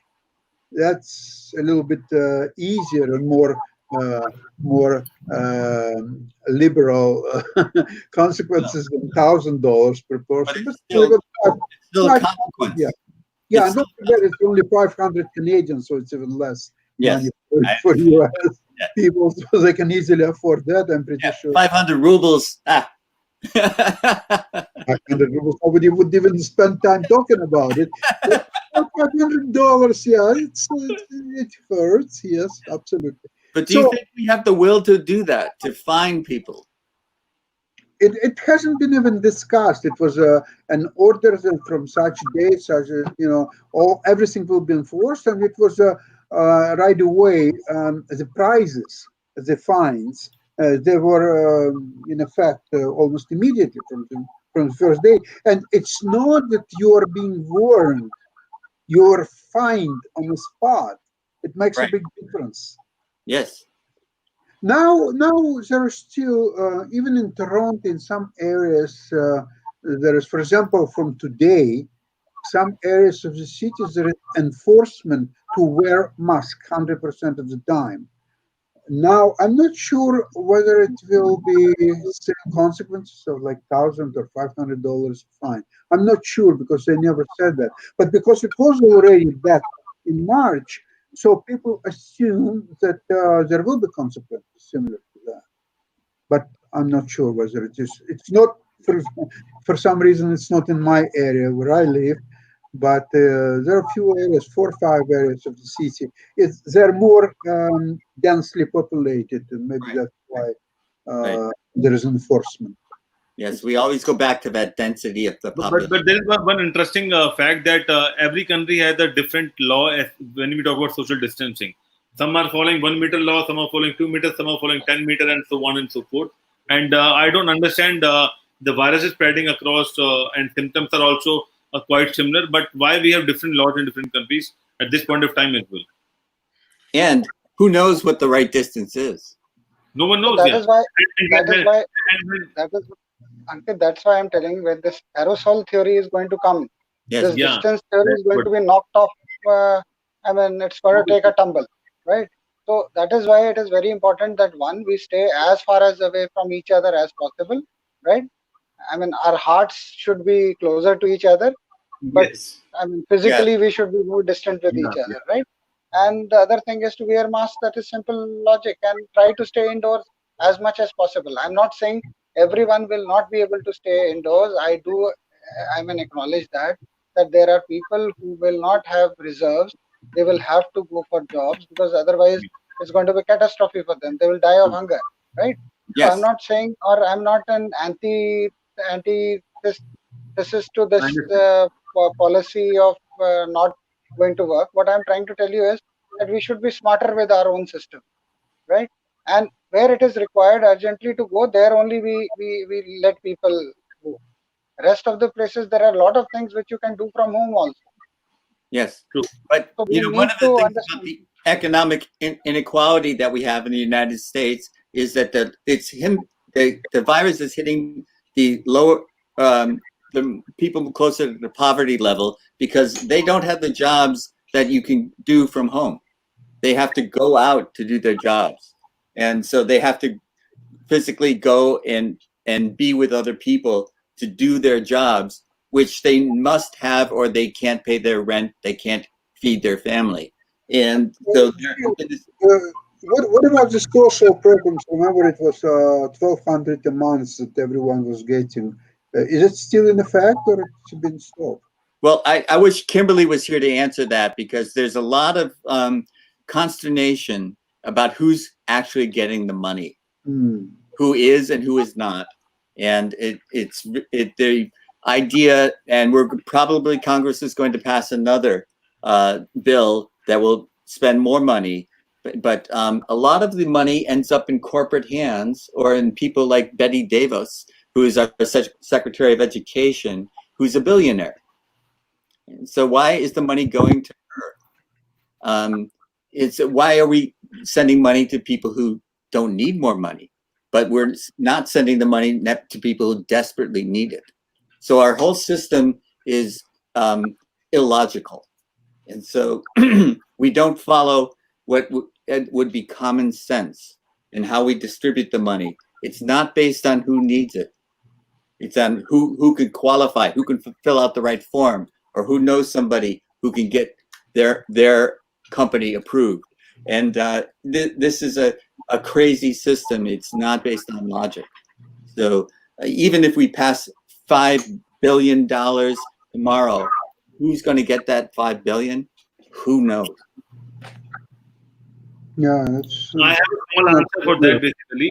So whenever a company like Marriott or maybe top companies like Apple and Microsoft, they apply, they will get those funds hands-on.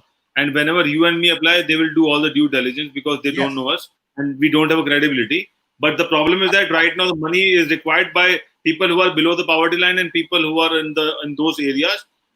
The rest people, they don't need money actually. Yeah, but they don't need it. whenever there is the stimulus package, we make them jump through hoops to get it. Yeah, and I'll tell you one more interesting thing. I was reading this article, maybe I think a year or so back, and that article said that if you divide the money, whatever we have in the world, across each and every human being, so everyone will get around some $7.5 million. That's what that article said. I don't know about the correct information, but then they also said that smart people or who are already doing the business, they will get that money back after 1 month or 1 week because they are the one who are selling you all those services and essentials and all those things, and you end up buying a lot of things, and then they'll get the money back. So it's like a magnetic effect. And right now, also 3% of the people are managing all those big money in the world right now. So that's the part of the money thing. And I think Sasha knows. We had a candidate running who got no traction whatsoever, and one of his ideas, which really appealed to me, was, why the United Auto Workers are not losing their jobs to immigrants. Yeah. Immigrants are doing the jobs that they wouldn't do or starting businesses that they wouldn't have started. The United Auto Workers were losing their jobs to automation. And also part of his platform was give everybody a certain amount of money guaranteed. And, when this country has the money to do that, but he got nowhere, no traction whatsoever. But Jim, I think it was a platform of candidate for liberals, for Democrats, Young. That was his platform. Remember, of universal income, something like that. We're talking about Andrew Yang. But Andrew Yang, yeah, that's right. The only weakness, I believe, is that if that would happen, how would businesses find workers to hire?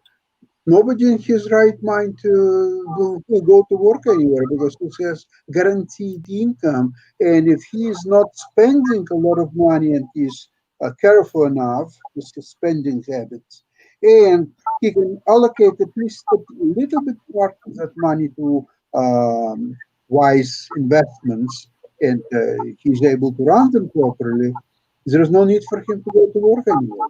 Yes, but he also had a very good argument about that, and I should let him make that argument instead of me trying to make it for him.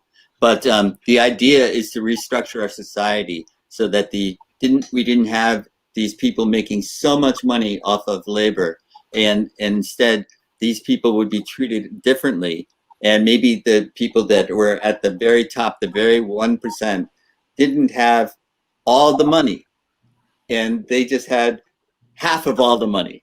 And then all that rest of that money that is in just a few hands would be spread out easily to everyone. And you would be doing work that you wanted to do. You would follow your passion. No, I strongly disagree. People don't want to do any work. People are lazy by nature.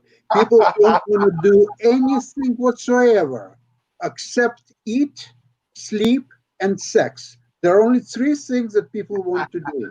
Yes. Nothing else. Well, how do you explain me then? what to explain? What to explain? I'm so busy right now. I can't stand it sometimes. And And I have plenty of money. I have plenty of food. I'm not going to talk to you about my sex life, but it's, all of my basic needs are met.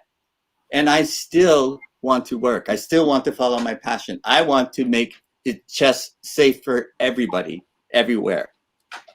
You're mixing work and what it is. You're mixing with your personal endeavors, which you would like simply because of your education, your status, and so on. You want to pursue certain things, and thank God you have a freedom and means to pursue it. It's not work. I'm sorry. That's correct. Different. Okay. So let's rephrase what the word work means. Let's redefine it. Because if I do gardening and I love gardening, that's why not can't I work. No. Let's define. I will define it for you. Okay. The work is something what one has to do as a necessity to survive, to provide food for himself and his family. And that is a work. All the rest of it, it's pursued certain endeavors that you feel like and you like it, and you just have a luxury. But what if everybody had enough to survive? What if everybody had enough to survive? Then they wouldn't have to work, but they could still pursue what they want to do. Yes, but then it will be a death of all businesses. It will be a death of even Dr. Abdullah will never find even people to assist him. I think it would be a transformation and not a death. Of what kind of transformation? A transformation into a new society where everyone has their needs met. Oh, yes. It was tried, I know a few countries, especially Russia, in 1917. It was tried. And you know what? All nations became slaves. Now all nation was slaves. They started as slaves. They started as slaves. And I tell you, Americans are still slaves. We're indentured servants in the way we're structured right now.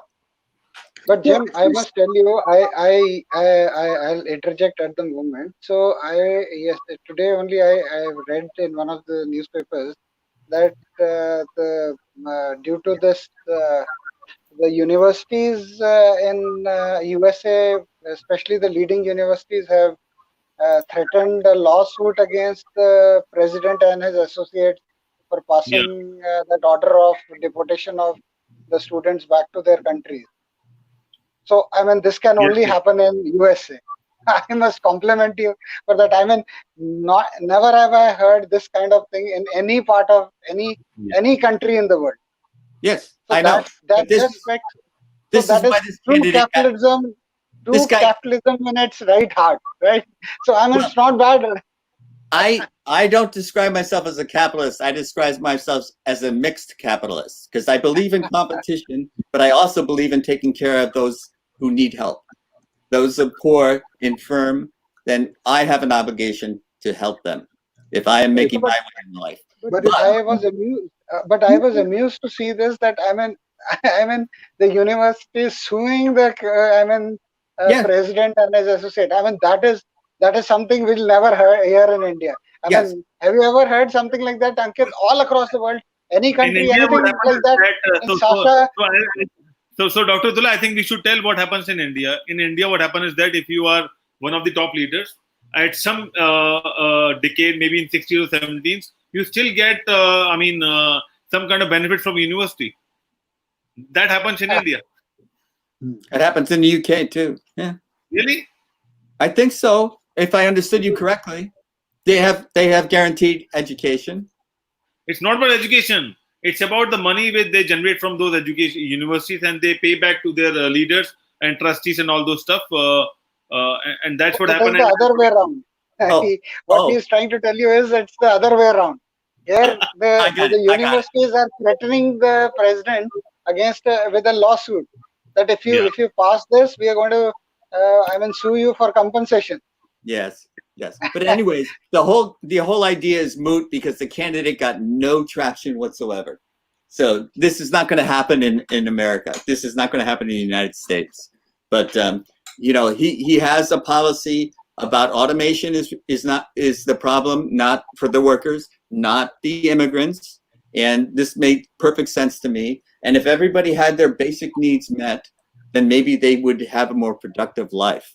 And that made sense to me too. Now, how the nuts and bolts are going to work, I can't answer that. I don't know all the answers. But it is not a communist platform. It is not So a Sasha, platform. Jim is talking about the millennials, right? He's talking about exactly the millennials. I mean, I wouldn't call Ankit a millennium, but I mean, people who are younger to him, he will absolutely understand what they do. Yeah. So they are people who will not want to work. See, the work culture has also changed, right? Yes. I'm sure, Ankit, you are seeing people who are much younger to you. You must be Yeah, seeing yeah, that yeah. they do not work the entire day like we used to work. I mean, that long hours are gone now. So they will work 2 to 3 hours in a day and try to pump whatever their energy is within those 2-3 hours, wind up their work and go back. Yeah. So this is the new normal culture which is going to emerge over a period of time. So unfortunately, we have not seen that. Our parents have also not seen that.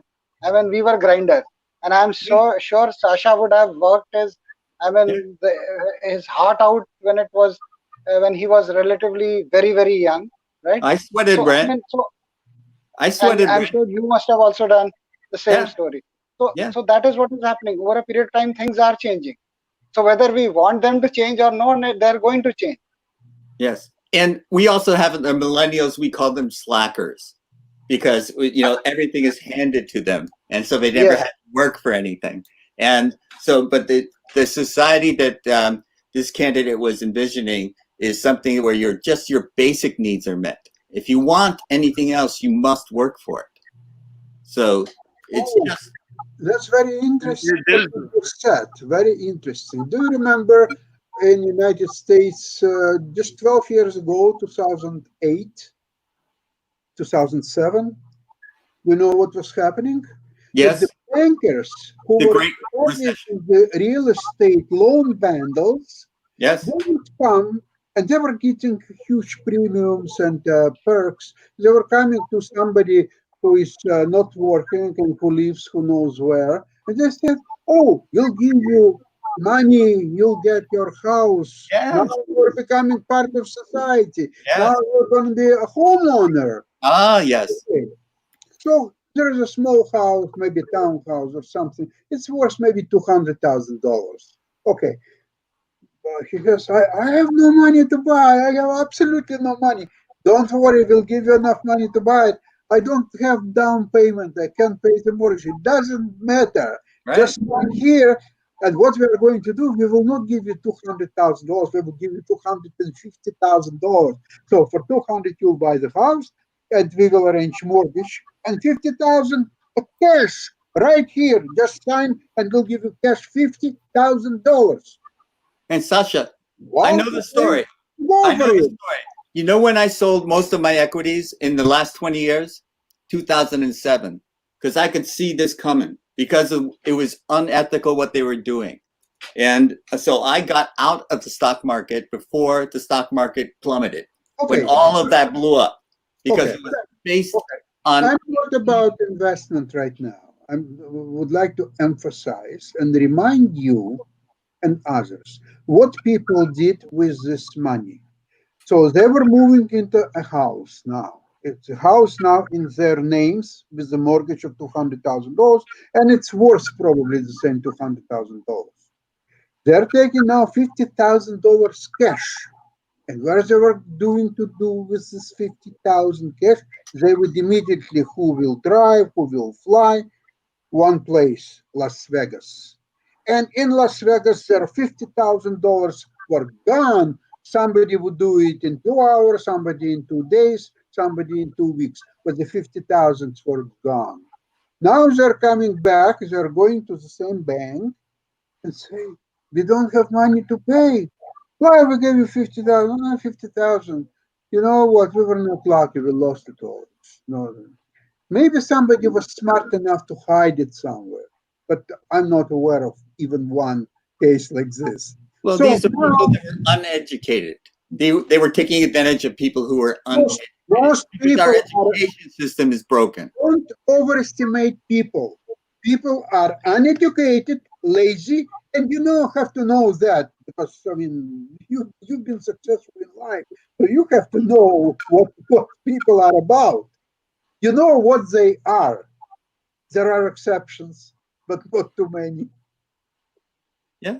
Well, this is one of the things about making a new society that will happen, because whether it's the virus that does it to us or whether it's whatever, we will be in a new environment, a new world, and we have to adapt. Russia, I'll give you Russia in 1917. Let's let Ankit talk. I know all about Russia in 1917. Go ahead, Brandon. So what I wanted to say is that the generation where I am now, after my generation, every 5 years the generation changes, and now I think it's like 2 and 3 years basically. Because if I talk to someone who is like 10 years younger to me, they talk about something else which I don't understand, and I am now not that old basically. And on the other hand, people who are elder to me, so from I'm like 37, so people who are like 45 and 55 and 65, they still looks like from same generation. But the important part is that whenever those people were working, they work for some countries like 30-40 years without looking for a change. If they joined a company at the age of 22 or 21, they end up working with them till 61. So that was a part of a culture where if you are stick to somewhere, if you're happy, you don't have that expectation that I have to go there and I have to $1 billion and $1 billion and all those stuff. Basically, that was a social contract. Yeah, we call that the social contract. Happy with the life, and then you are happy with where you are, and then your focus is on to get education and be natural and all those stuff. Now and what happened is my father. And now what happened is because I take a lot of interviews across, and every 6 months you will find people changing the job because they are not happy, and that's why Sasha made the point that people don't want to work, and that's why they are looking for new jobs, and then they think that okay, I'm not fit in this job as well. Now I have to change the job. And I know a lot of my family members, they work for a single company for 45 years, 50 years, and they never have any complaint. There is no complaint. So and they were loyal, and they were royal as well. They still believe in royalty and loyalty, but nowadays there is nothing. No one is loyal basically, and there is no ethics. There is no ethics. What happened that happened. All my father's generation did the same thing. It worked very, very well. In my generation, people are getting to retirement age and the pensions are bankrupt. The social contract has been broken. I'll take your leave, Jim and Sasha and Ankit. And hopefully we'll see you again. God bless you. Take care. Good night. Oh, it's so wonderful for you to join us. Please continue. Thank you. Bye-bye. I don't want to be the defender of the human race. But Sasha, let's take a little dive back into 1917 and let's talk about what happened afterwards, because we call the system of government communism. But was it communism or was it totalitarianism? Well, what was Russia? For sure, totalitarianism. For sure, I agree with that. Now, the communism. Well, even in Russia, it was supposed to be built in some time, but they never admitted that they already built communism. They claimed that by the time 1980, they built socialism, and the socialism had to be evolved into communism as a country would progress economically and would become richer, or so on. An ideal of communism was that everyone would contribute to society as much as one could, and everyone would get from society just as they needed. One needs. Okay, yes. That was an ideal of communism. In my opinion, the human nature would never allow a communism to survive even for 1 hour in any country in the world, anywhere. But there are tribes around in our past and on the U.S. soil that did just that. How? Well, the Native Americans, for example, that certain people would go out and hunt, certain people would take care of the ill, certain people would do whatever they could that contributed, and then everybody took care of everybody. So But they didn't do it by design. They did it in order to survive. Well, correct, but you're saying it never existed. It did exist, and it has existed throughout history. But with the No, modern no. I design, have a it was different. top down. It No, was bottom up. No, I have a different meaning. I'm thinking about a society that would decide and pursue the communism as I've just described by design, not because of the necessity to survive, as you're referring to tribes 2,000 years ago. No, I'm talking about a design to build such a community that would exist in terms of communism, and that, in my opinion, is a futile attempt which will fail and already failed several times over and over. And there is no basic, neither economic or human or any other, for communism to survive, to be effective, to be effective, to be around us in near future at all, and probably never. Sasha, I agree with what your basic point is that whatever system we try, it always seems to evolve into totalitarianism. No, not necessarily. Do you think there is a totalitarianism now in well-to-do countries like Sweden, Scandinavian countries, Canada? I don't see much of totalitarianism in Canada either. But even in the States, I wouldn't see. The States is very divisive society, I would say. But and we are butting up against the head of totalitarianism, because this is the danger that this country has faced for 250 years. And the founding fathers put every trick in the book to prevent it from happening. And they did it for 244 years, but it's on a very thin edge now. Well, it's unraveling right now. And listen, they were not gods. They were very smart people for their time, and they did fantastic job in what they've done. But they're not gods. You can't say that. And they had very pessimistic. Invented something that cannot be unraveled. They had pessimistic views of human nature. They assumed that they would have someone who would become a monarch. They assumed that someone would try to take power. They assumed all of those things because they shared your sense of human nature. They knew it. But so they tried to build a system that could avoid human nature. No, they didn't. Because yes, that system failed in the case when Trump was impeached, and he was able to put everything to courts and to pursue anything in courts, like subpoena of McGain. You had to go through years trying to get anywhere. Trump probably, if they would go to courts, like people suggested, Trump would rule second, maybe third term, but they would still never get through the courts anyway. So they did not could predict something like that, and therefore the system. I disagree completely. They did. They thought there would be a Trump. They thought there would be someone like him.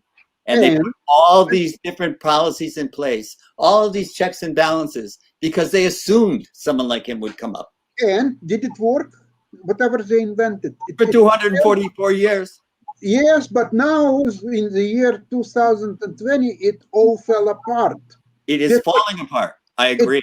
It failed. So all their check and balances system, what they invented 200 some years ago, fell apart. It just doesn't work.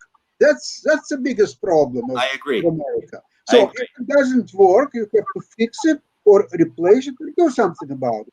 But while Trump is president, it's impossible to do anything. You have to, and if he will be re-elected, which is still possible, because there are enough idiots in the U.S. who will vote for him, and he may be re-elected. So then you have 4 years, another 4 years, and that 4 years will change America forever. It will never be the same country again. I agree. I agree completely. I think this is a very dangerous time for us, and not just the pandemic. Absolutely. So the pandemic is a part of it, and this is a part of it. And the problem is, I remember about 25 years ago in Canada, actually even earlier in 1992. They were billionaires, three brothers, Reichman brothers. There were three of them. They were brilliant businessmen. And in fact, they built the Canary Wharf in London. And for example, the bank, Canadian Imperial Bank of Commerce, wrote them a check for $2 billion without even seeing, never mind seeing, even asking for their financial statements. They just, because they were Reichman brothers, they just wrote them a check.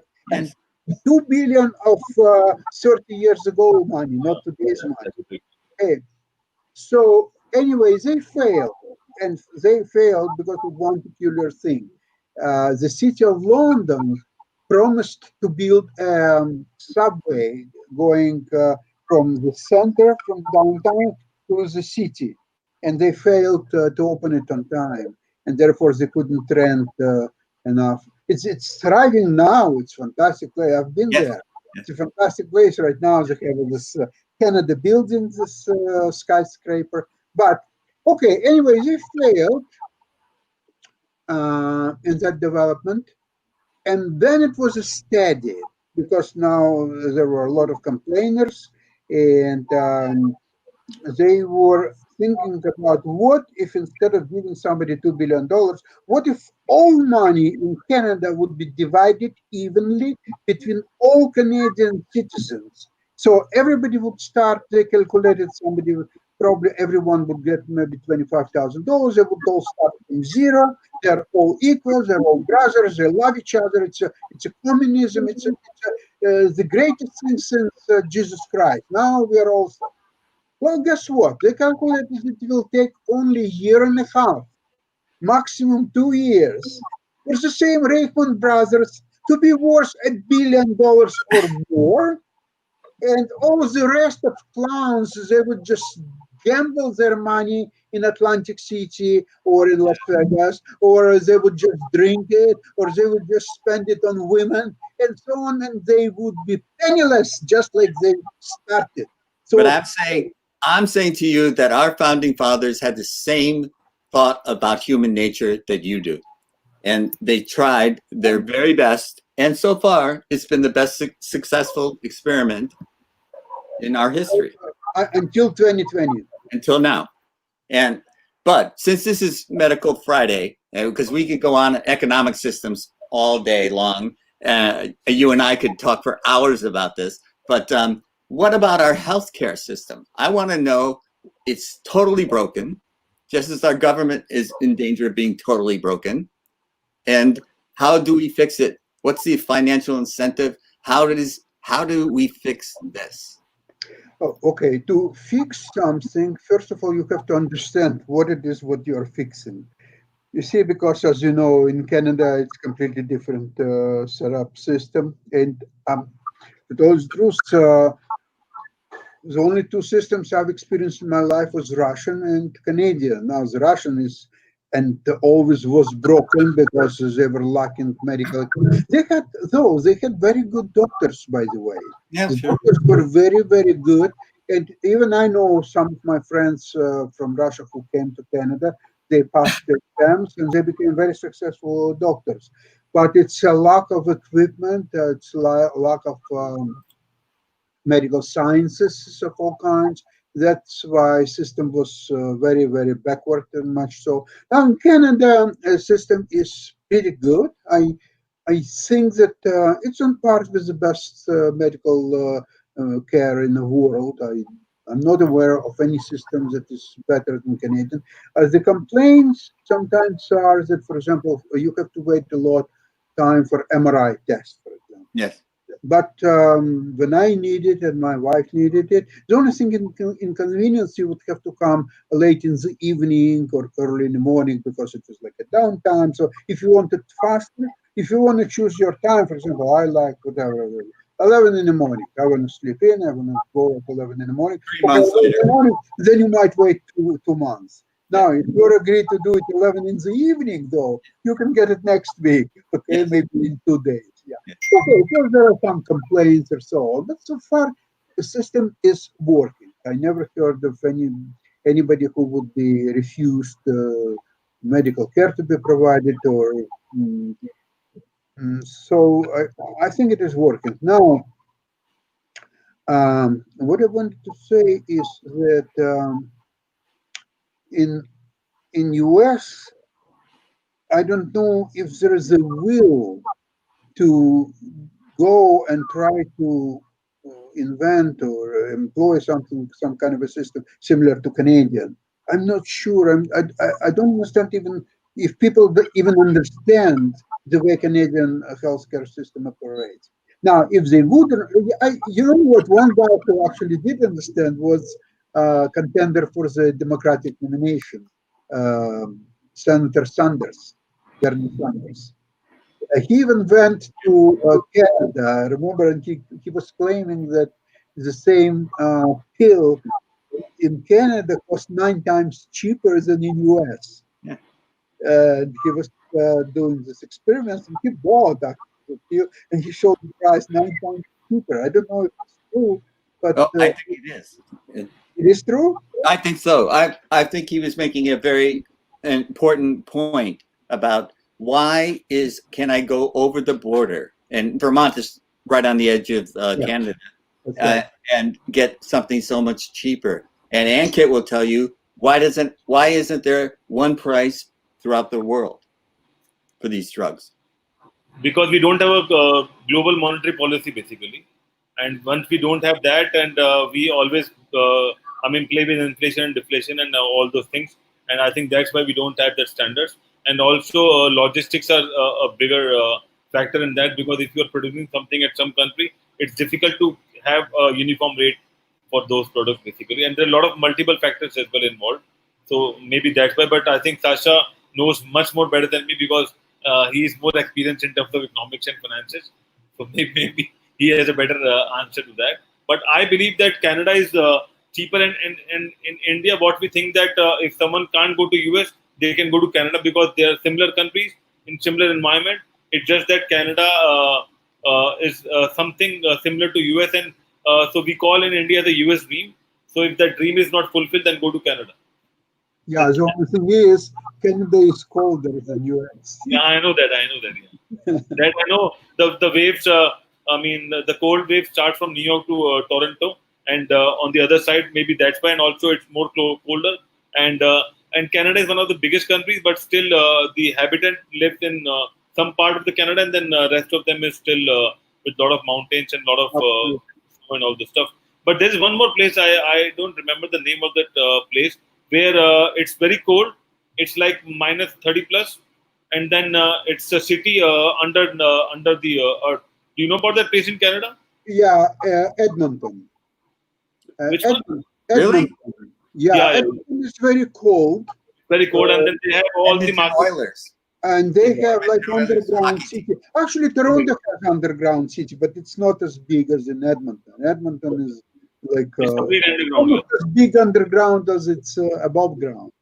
Well, Ankit, let me tell you about my experience in Canada. I've been to Montreal and Quebec, and I've also been to British Columbia.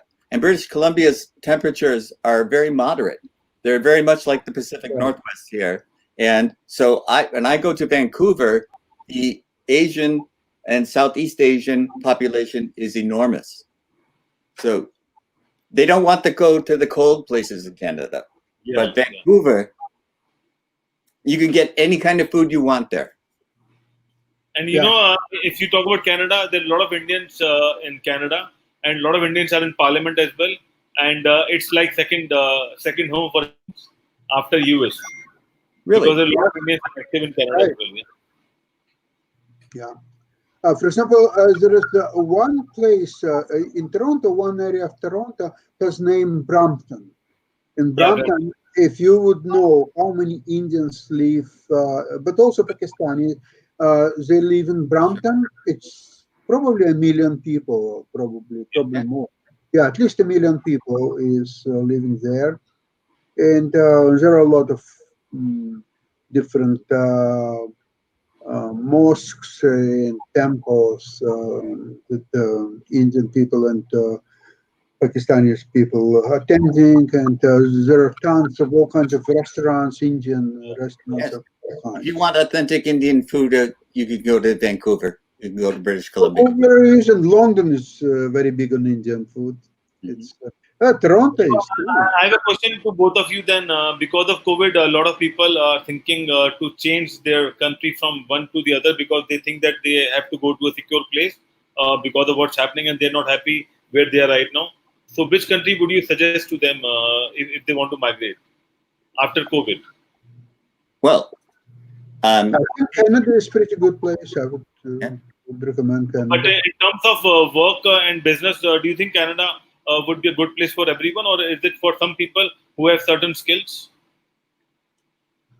No, that's hard to say.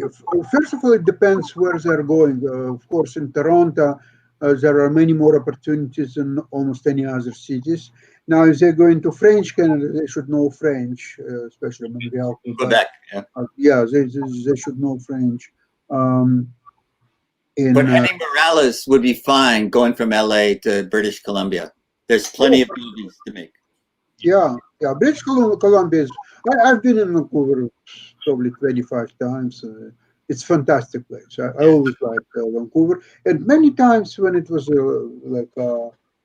questionnaire is the best city in the world, Vancouver was always one of the top 3 cities. Very often right on the top.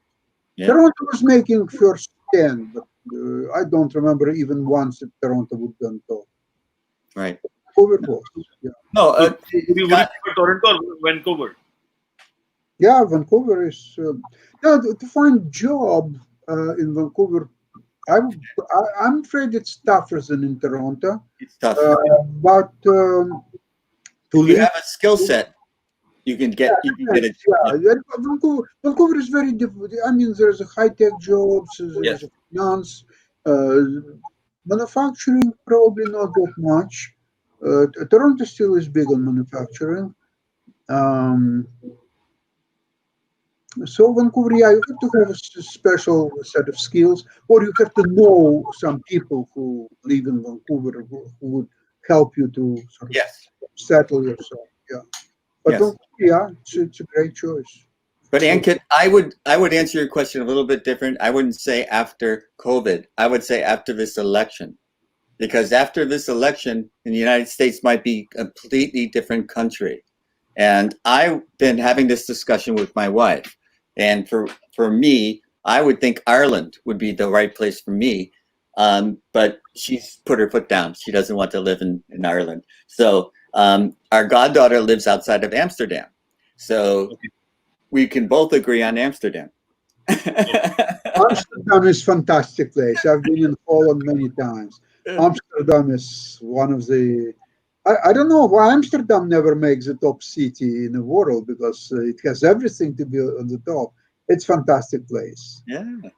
But listen, when you start talking about Europe, and you have almost any place is fantastic. Yes. But if you were talking about Italy or Brussels. Florence is one of my favorite cities. But Tasha, I mean, we don't understand that when we talk about best cities and places to live and all those things, we talk about Europe and US and Australia and Canada and all those places. Why don't we talk about Russia? Why don't we talk about Russia? Because I see that people are migrating to Russia. I mean, maybe I'm wrong, but I don't know that if there is a lot of people going from this part of the world to the Russian. Do you know? They've been trying to get out. They've been trying to get out of Russia. I don't know, because I don't know much about Russian history as well, but I just know that Russia is one of the oldest countries and they were superpowers and all this stuff, but I don't know much about Russia. So I just wanted to understand, what's happening in Russia and why people are don't willing to go to Russia. You have to understand that people in the free countries, they think of themselves as the almost universe which is inside you, and your is that universe. In Russia, there is no such thing. You are a property of the state, and whatever state will tell you what to do, when to do, and how to do. you must do exactly that without even thinking whether it's right or not, or maybe it's right, but not for you. It doesn't matter what you think. But Sasha, was that true in Odessa? Was that true in Odessa as well?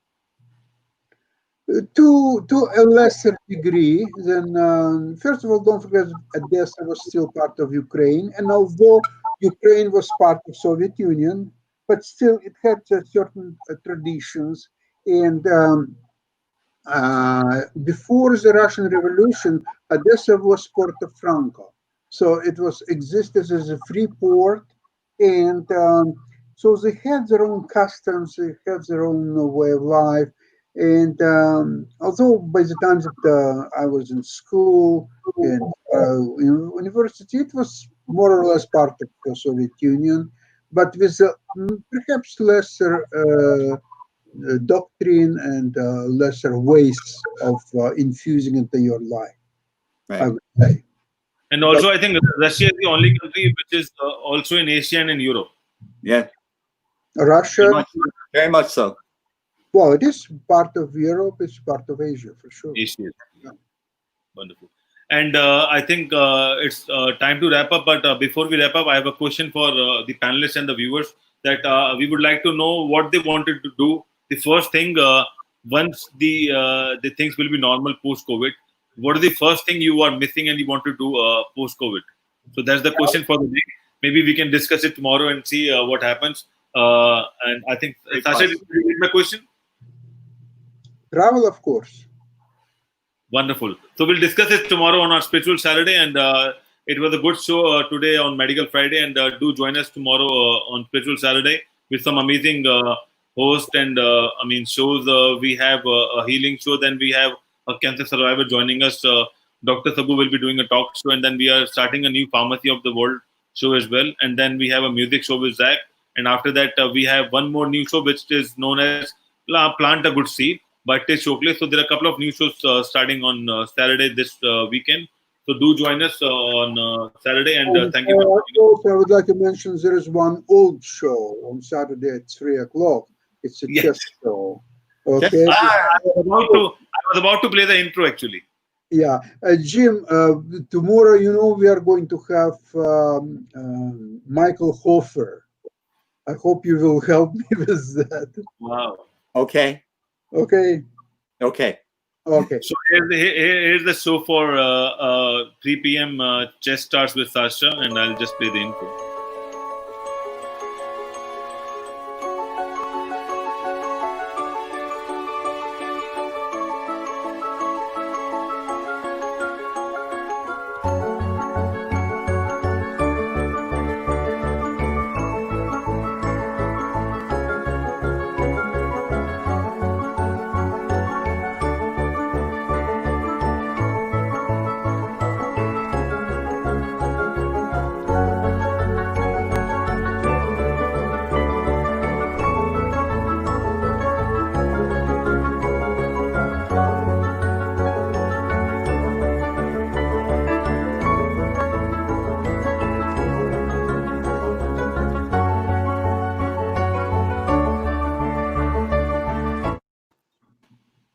So do join us on Chess at 3 p.m. on Saturday as well.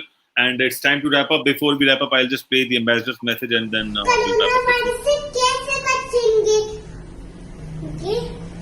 Hand होकर और ऐसे अपने खांसी जब आएगी तो ऐसे करेंगे अथू अथू और कोरोना वायरस को धन्यवाद हमारा म्यूजिक सुनने का. I love that. For the day, and do join us tomorrow on Spiritual Saturday. And thank you, Sasha. Thank you, Jim. I And still love you, Sasha. we love you all. Tomorrow. We love you all. Thank you. Take care. It's time to wrap up.